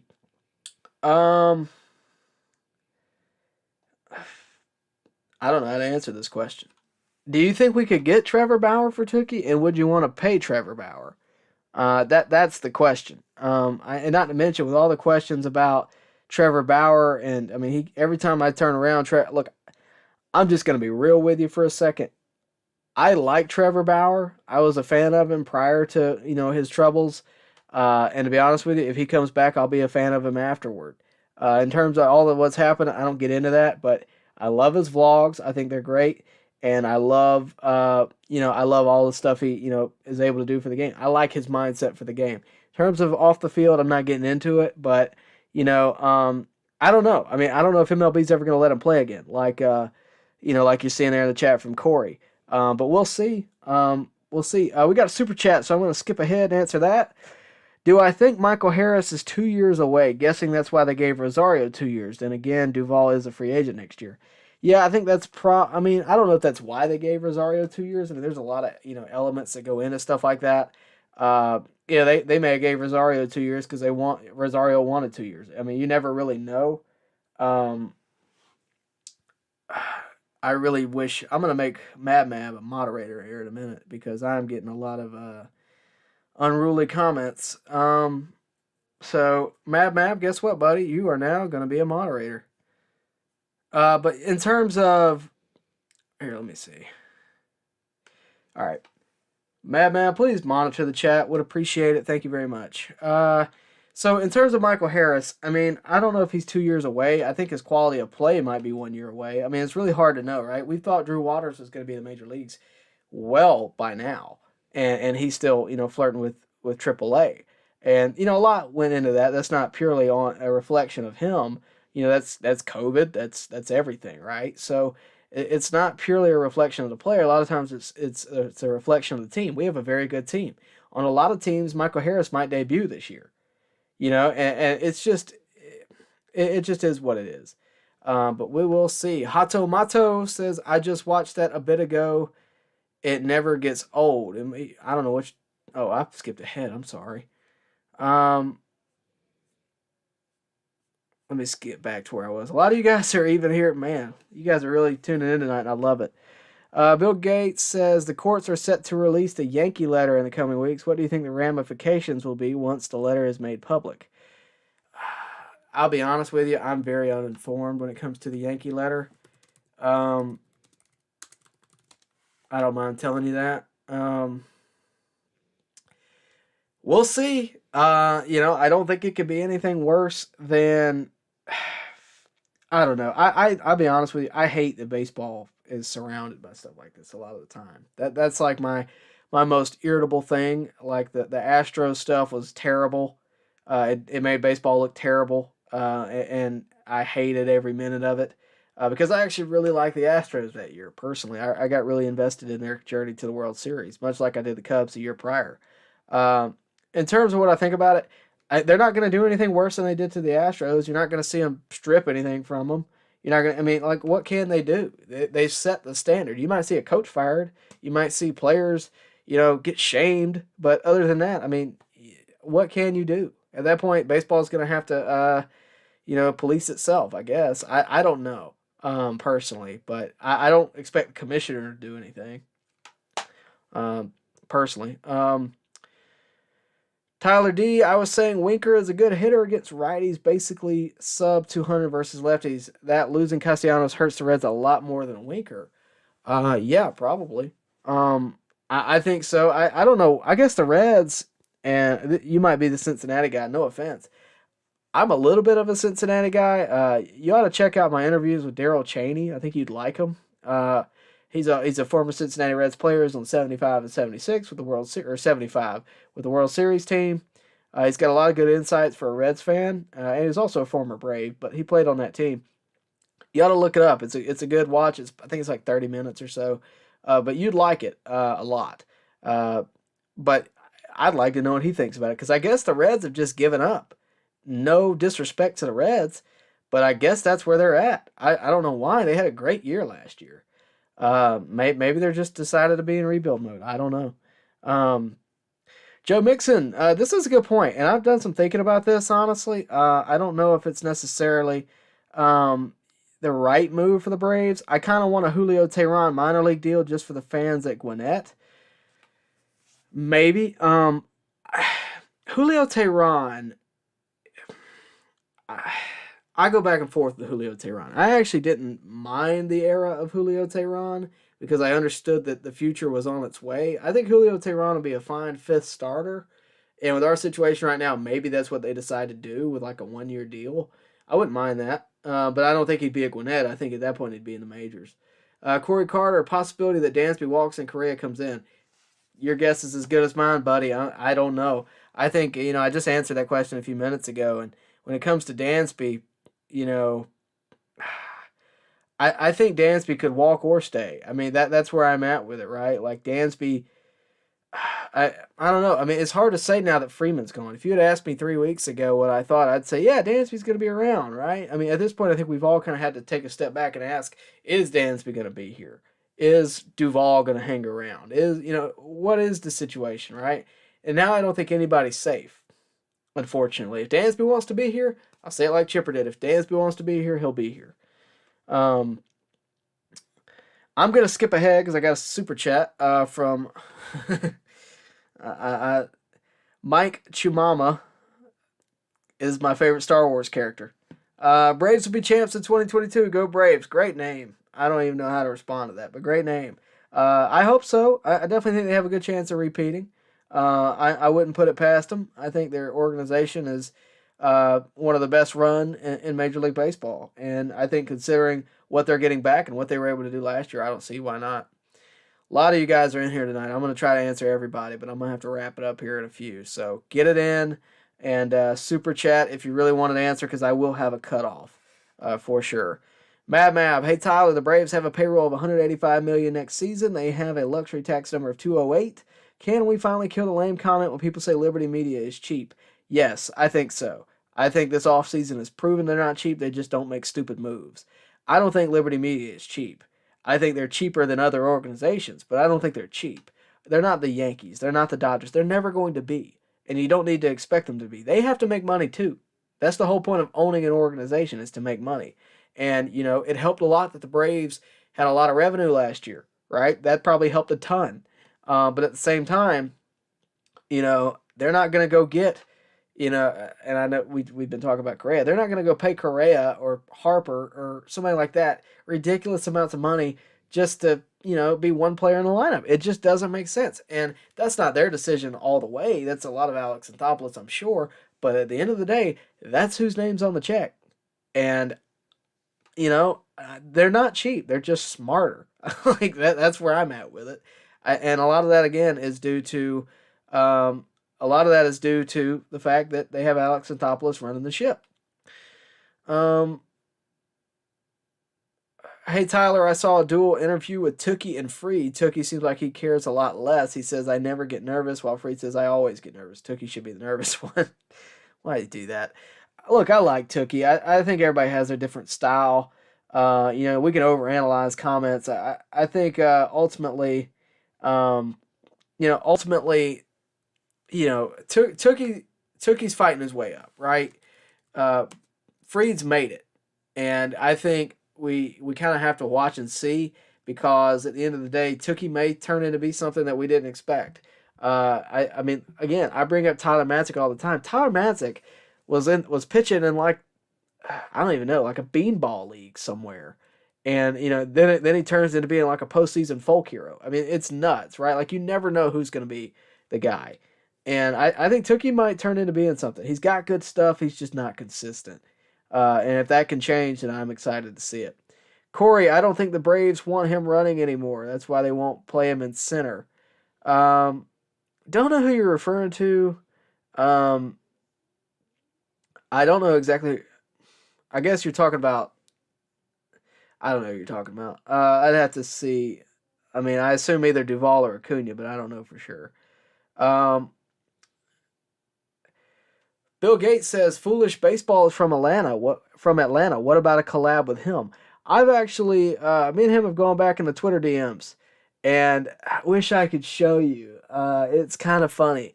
Let me read it word for word. Hang on. Me and him have communicated before. I guess that would be awesome. Edward, I'm gonna get to you in just a second. I gotta look at this. I guess I can answer while I'm looking. Edward Brenner, Max will be the first pitcher to pitch hit. Yeah, I think so. I don't see why not. I think he will be the last ever. He will definitely be the last ever Silver Slugger winning pitcher. That's a for sure as of right now, unless they go back to it in 50 years or so. But as of right now, he is the last ever Silver Slugger hitting pitcher. Let me see if I can find this. So I messaged him. What did I message him about? I sent him a video. Just started a conversation with him about Riley. Right, it was beginning of last year. Austin Riley, and I said that he's continued his stint of excellence. He's a guy I believed in, and I think he's going to be great. This and that. Anyway, he responded, and we didn't make a bet on it or anything, but he responded with, he's not going to hit 300, but he's doing a lot of things well. And I just sat on it. I sat on it the whole year, and Riley had just a great year. And I haven't really communicated with him since, but at the end of the day, man, I'd love to do a collab with the guy. I mean, like I said, we've communicated. It's kind of funny because he was proven wrong. Austin Riley proved him wrong. And I think that's, because a lot of people assume that Austin Riley is just a power guy. But it is what it is. Mike, again, says, I think he changed his name. Go Braves. Yep, go Braves, man. Appreciate the super chats. Really, truly do. Thanks for that. Thanks to Edward again. I really do appreciate it. But yeah, to answer your question, Bill, I would love to do a collab with any YouTuber that wants to collab just about. I'm pretty open to it, especially if they're a major guy like Foolish is, and of course John Boy. I just did a collab. If you want to go watch it, I just did a collab with Hum Baby Baseball. I know a lot of you guys commented about that. If you want to see it, you can go find that. But I basically broke down the Braves, and that's kind of dated now. It was a couple weeks ago, but it is what it is. Shadow Grace wants to know, is Drew Waters on the MLB roster this season? I think at some point he's got to be. I do. I think at some point it's make or break, and not to say that it's make or break necessarily, but I think for Drew Waters at this point, it's, am I going to be an Atlanta Brave or do I need to go somewhere else? I don't think it's whether or not he's performing. I would like to see him be more consistent and really break out, but we'll see. I would think so. It's here, I'll put it in the chat, Bill. Hum Baby, hang on, Baseball. If you want to go subscribe to him, he's a Giants guy, but me and him did do a breakdown. You can check it out. It's the Braves video I think he just released. It should be in the chat any second. All right. Corey Carter says, been looking for some Braves chat, especially after what the Falcons did today. I'll subscribe. Thank you, Corey. Thank you so much. Tell your friends about it. I really do try to give you good content, give you good takes. I don't try to just throw hot takes at you. I try to throw good, consistent, well-researched takes as much as I can. And if I don't know something, I'll be the first one to tell you I'm ignorant, right? I'll be the first one to tell you, but then I'll try to do some research, whether it be live or whether it be after, and give you some decent content. Jackson Lord, what's your... Oh, man, you missed the first part of the video. With that, I guess I could show you... let me see. I know I got it in here somewhere. Brad Brock, here you go. 2021, obviously not a very good year. But in terms of what I think about it, I think he could come in and do, good things. I think he's competing at this point. I don't mind it, considering it's low risk. And that's the most important thing here, is that it is low risk. And that's with any of these little moves that we've been sprinkling in. Alex Anthopoulos just keeps on and keeps on signing guys or trading for guys, whatever situation may be. The only trade we've really made is Matt Olson. That's really all there is to it there. But I like all of the moves. I mean, I really do. And the ones that, I question, and this is the one, I'll be honest with you, I know you said you like it. This is one I question. But out of all these moves, there's not one that I just outright disagree with. And it's all because the ones I'm questionable of are such low risk that it doesn't matter, in a lot of ways. But I mean, take a look at this graphic. I mean, this is last week. Look at all these moves, right? You trade Christian Pache, Langoliers, Cusick, and Estes for Matt Olson, right? I mean, I think we all agree now, especially after Olson got extended, I think we all agree that the Braves came out on top of that trade, right? I think that was solid.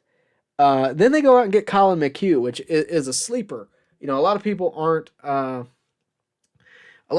giving it the credit that deserves. That is a good pickup. That is a solid pickup and adds to the bullpen that the Braves have. That's going to be solid. they got a lot of good pickups. Obviously, Kenley Jansen, we'll talk about that in a second, but they got a lot of good pickups for the pen.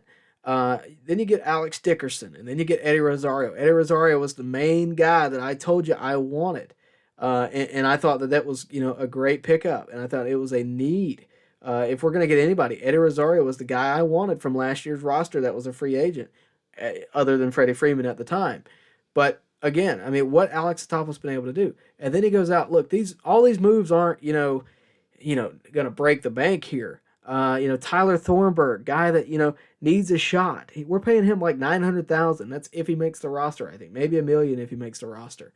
Brad Brock, again, I don't hate it. I don't. I think giving the guy a shot for virtually nothing in the grand scheme of things, good idea. It's worked out before. Pablo Sandoval was on that type of deal. Tyler Matzek was on a really cheap deal. I mean, you just never know. Again, also, you never know what they know, right? Like, we don't know what they see in him. I haven't talked to Anthopoulos about these deals. He might really see something in Brock Holt.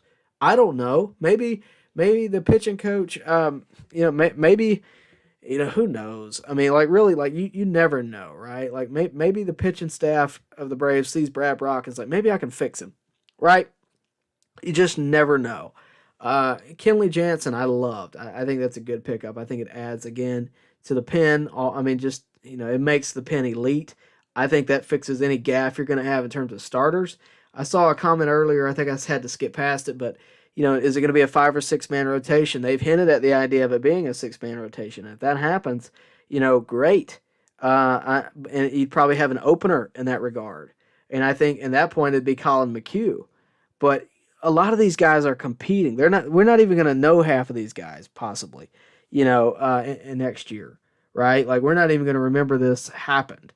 But guys like, Alex Dickerson, Tyler Thornburg, Brad Brock, Brock Holt, those moves provide depth. I can't tell you how much depth matters. And I mentioned, earlier that, we went through 7 catchers. That's right, 7. Okay, that's because d'Arnaud got hurt. What happens if Matt Olson got hurt? Who do we have? Bryce Ball's out. He's gone. He's traded. Freddie Freeman's, of course, gone. There is no one else at first base. In theory, you could put Riley over there, maybe move Dansby to third, put RC at shortstop, or maybe Brock Holt could fill in for 2 weeks. Or, that's what depth provides. It provides options. That's what we need, and that's what they're competing for. They're competing either to spend the year in AAA and wait on somebody to get hurt, or they're competing to be a bench player. Either way, the Braves win here. And if they don't perform, if they don't do well, send them home. I mean, and you've paid them virtually nothing. There is no loss here in the grand scheme of things. And that's what I love about all these moves. I think this has all been solid. I think it's all been, well thought out. And I think it's all going to turn out well for the Braves. But we'll see. I do think the bullpen's probably full, but again, depth. I see your comment there, Corey. I mean, there is nothing wrong with having some extra bullpen arms. Not one thing wrong with that. And I know that Jesse Chavez went elsewhere. I can't remember exactly where. I mean, the free agency frenzy that it's been over the past few weeks, guys, it's been really hard to keep up with everybody. I'll be honest with you. But I know Jesse Chavez signed elsewhere. I wouldn't have minded having a Jesse Chavez. I just don't know if he would have been able to find a spot in this pen. And it's no disrespect to him, but he's a guy that can eat innings, much like Tomlin, and he's in my opinion, better than Tomlin, or at least more consistent at keeping runs off the board than Tomlin. But I wouldn't have minded that. But when you look at this pen, there is not a hole. But what happens if A.J. Minter gets hurt? What happens if Tyler Matzek gets hurt or doesn't perform to the level that he did last year? Right? You have to prepare for anything. Not to mention you got to fill the hole of Kirby Yates at the start of the season. Right? So there's nothing wrong with having depth. And I love the fact that's what's going on. Now, Corey, I kind of skipped over part of your comment. I'm going to refer to that real quick. You mentioned the Falcons, and what a day, what a week it's been for Atlanta sports. I'd never talk about football here. I've lost faith in the Falcons years ago. Probably after Brady came back on us. That's probably about the time that I called it quits. I watch the NFL. I have a fantasy team every year. I won it a couple years ago, and that's wonderful and great. But ultimately, When it comes to the Falcons, I'll give you just a quick comment. I don't know what they're doing. I get it that we're in a rebuild. I don't know why we're signing Marcus Mariota if we're in a rebuild. I have a lot of questions. We lost money on it. I don't know. I don't know.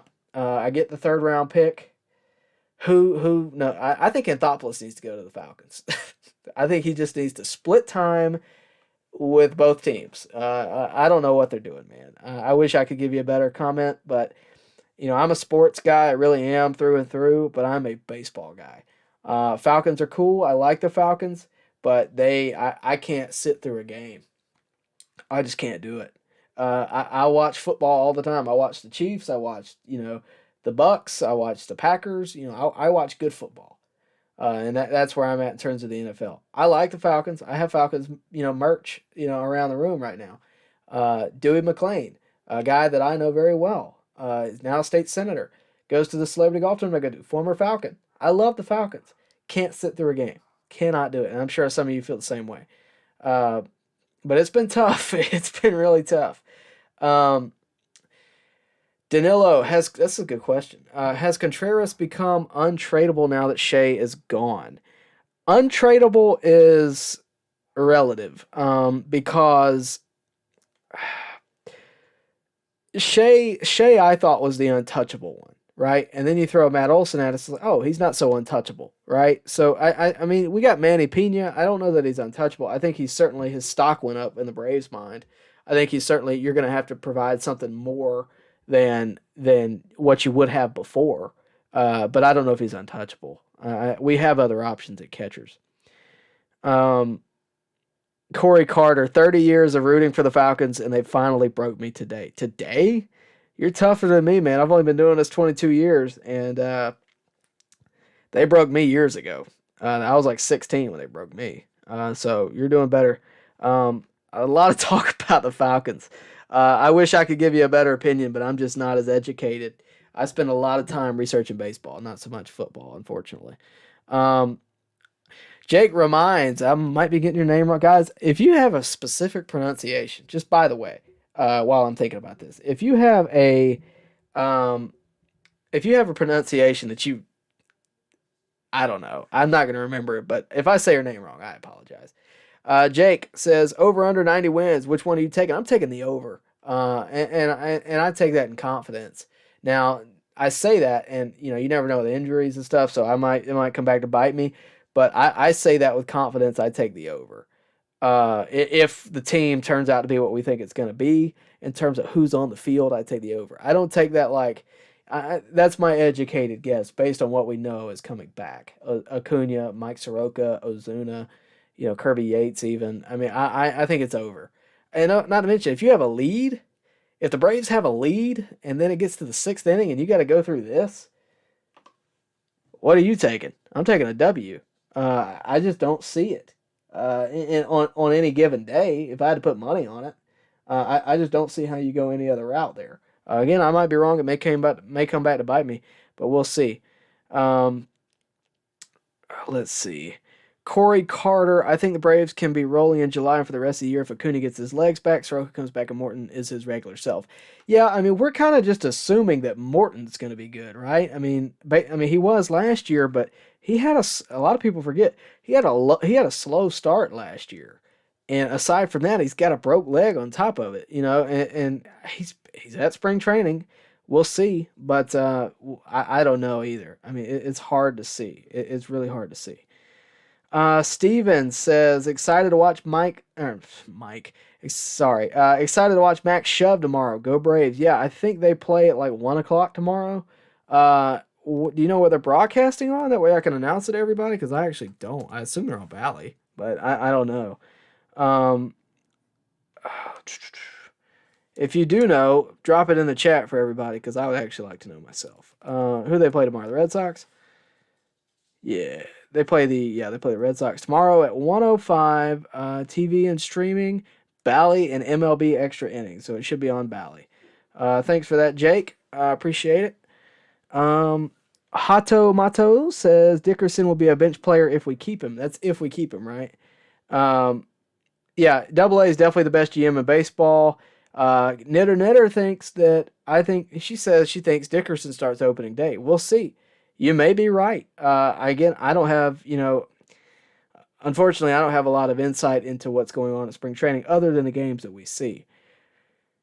Steven says Tukey is filthy when he's on, but he's just not on enough right now. I agree. And I think if he got more consistent, and I don't know what that takes. I don't know if it's in his head. I don't know if it's, in his efforts. I really don't know.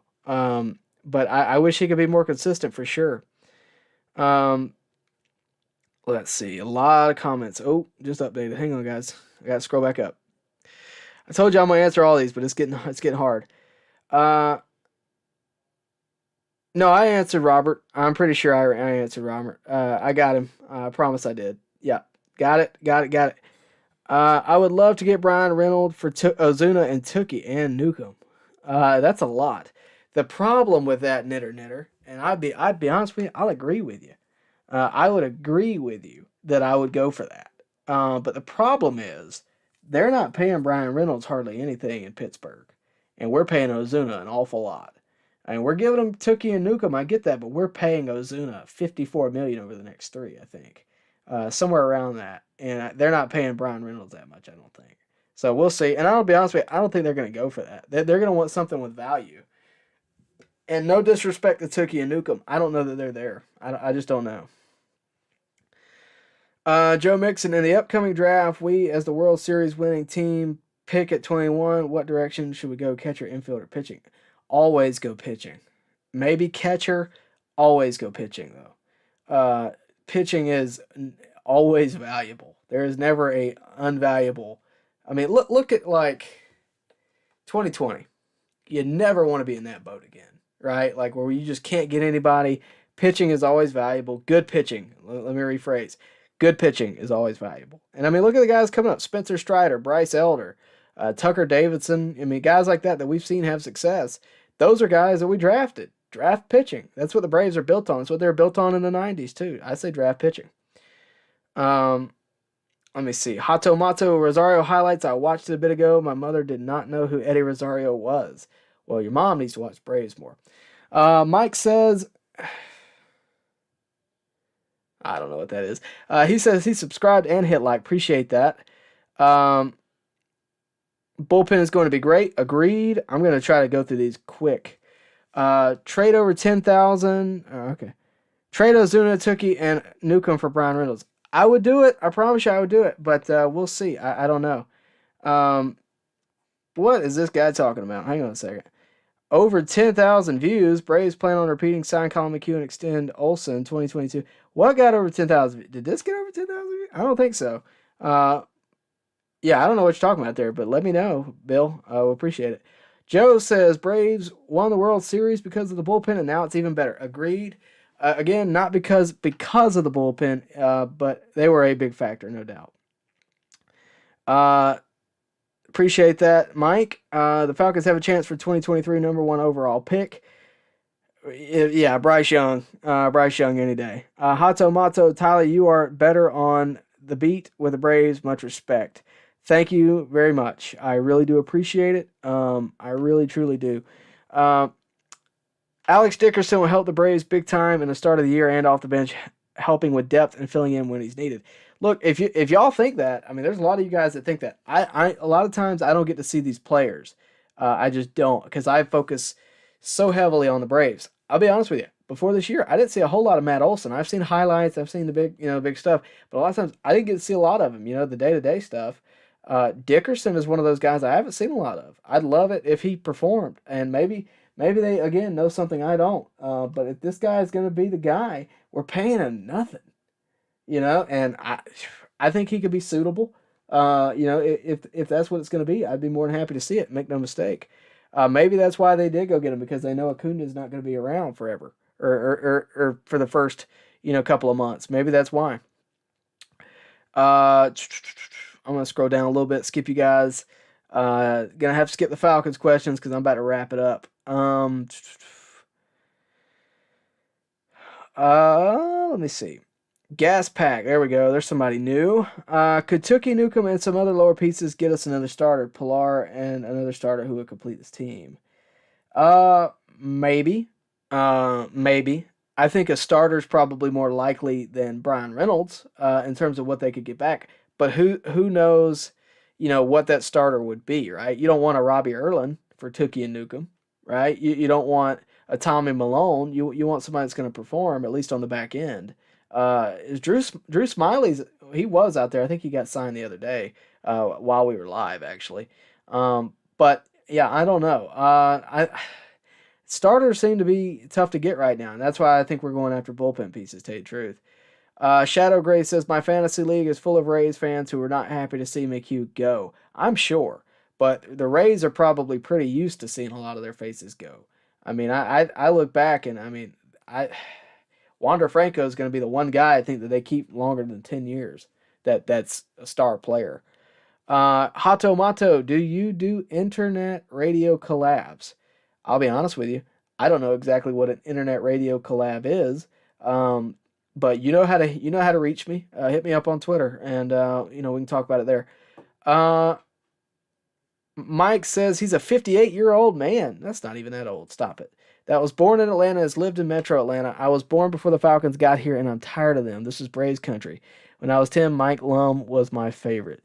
You're a little older than my dad. But he grew up around the same time, I guess, and yeah, that's about right. Jake Hobby, Bally, okay, thank you.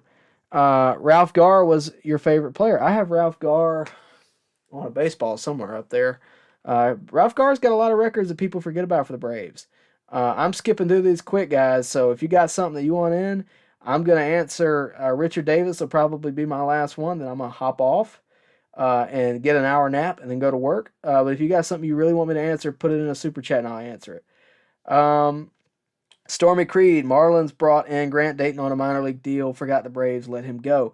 Yeah, wasn't real mad about that. Honestly, I just don't see how Grant Dayton would find anywhere to pitch in this. I just don't. I think he's a lower level guy. To be honest with you, he made me nervous a lot of the time, more so than anybody else. Maybe not anybody else, but he wasn't an elite guy.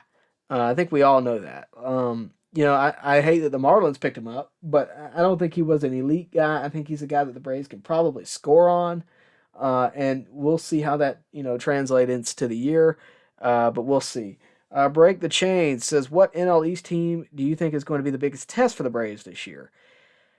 The obvious choice, and I said this the other day, I've commented on this a few times now. The obvious choice is the Mets. The new addition of Scherzer, which I'll be honest with you, I'm not that fearful of.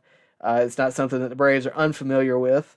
But the addition of Scherzer makes them a little scary, not to mention they led like half the year in the National League East last year. Do I think we're a better team? Yes. I think we're much more prepared. I think we have a better lineup. I think we have a much better bullpen, obviously. But at the same time, I definitely think there's room for concern there. But we'll see. All right, I'm going to go through these quick.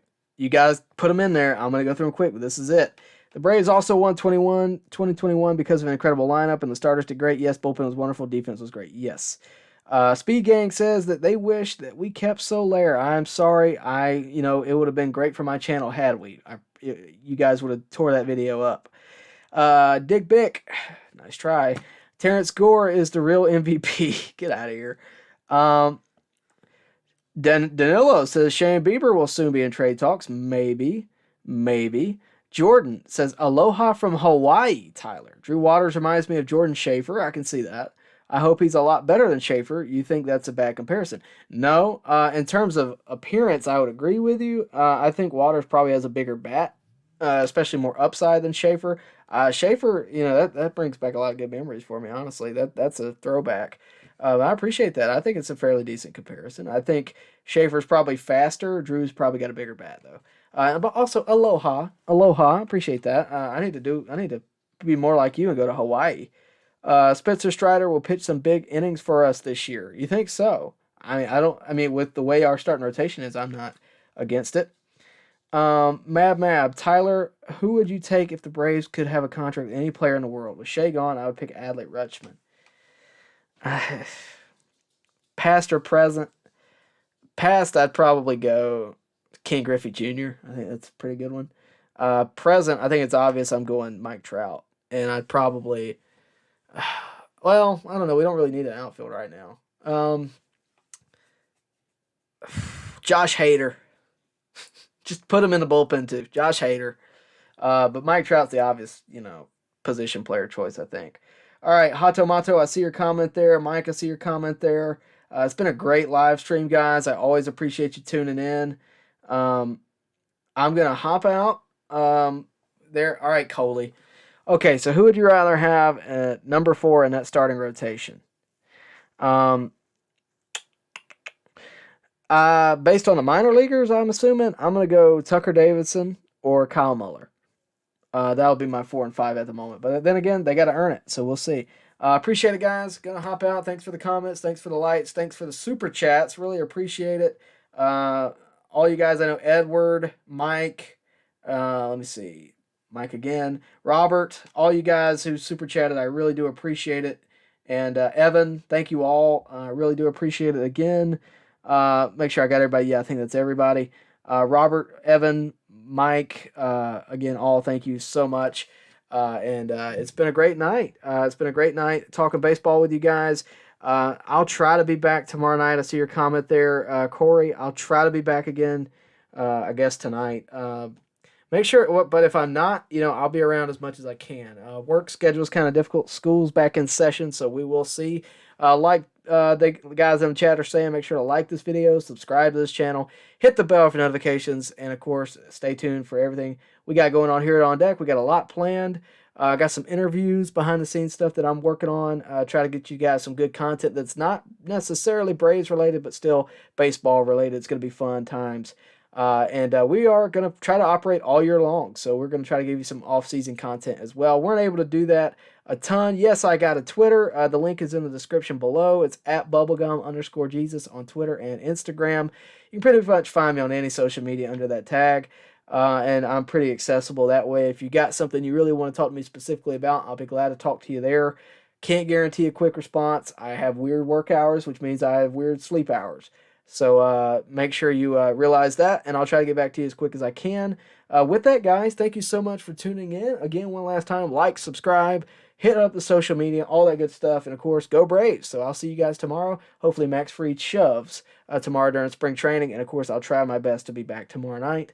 If not, we will have content up on the channel. I'll have a shortened version of this as well on the channel tomorrow morning. It might be 10 minutes, it might be 15, it might be 6. I don't know. I'll clip it, make it shorter, make it a little bit more digestible tomorrow. And I think what I'm going to do later on this week, depending on what the Braves do, one last thing. I mentioned this a few times. I'm probably going to cut a video on why I think Andrew Jones is, for one, a Hall of Famer, but two, his numbers should be retired by the Braves. So stay tuned for that. We're going to try to start a movement on that. He doesn't know I'm doing it. I'm just going to do it. But I think it's worth doing. So make sure you stay tuned for that. Make sure you stay tuned for everything else. And we're going to head out on that note. So thank you guys so much, and see you later right here at On Deck.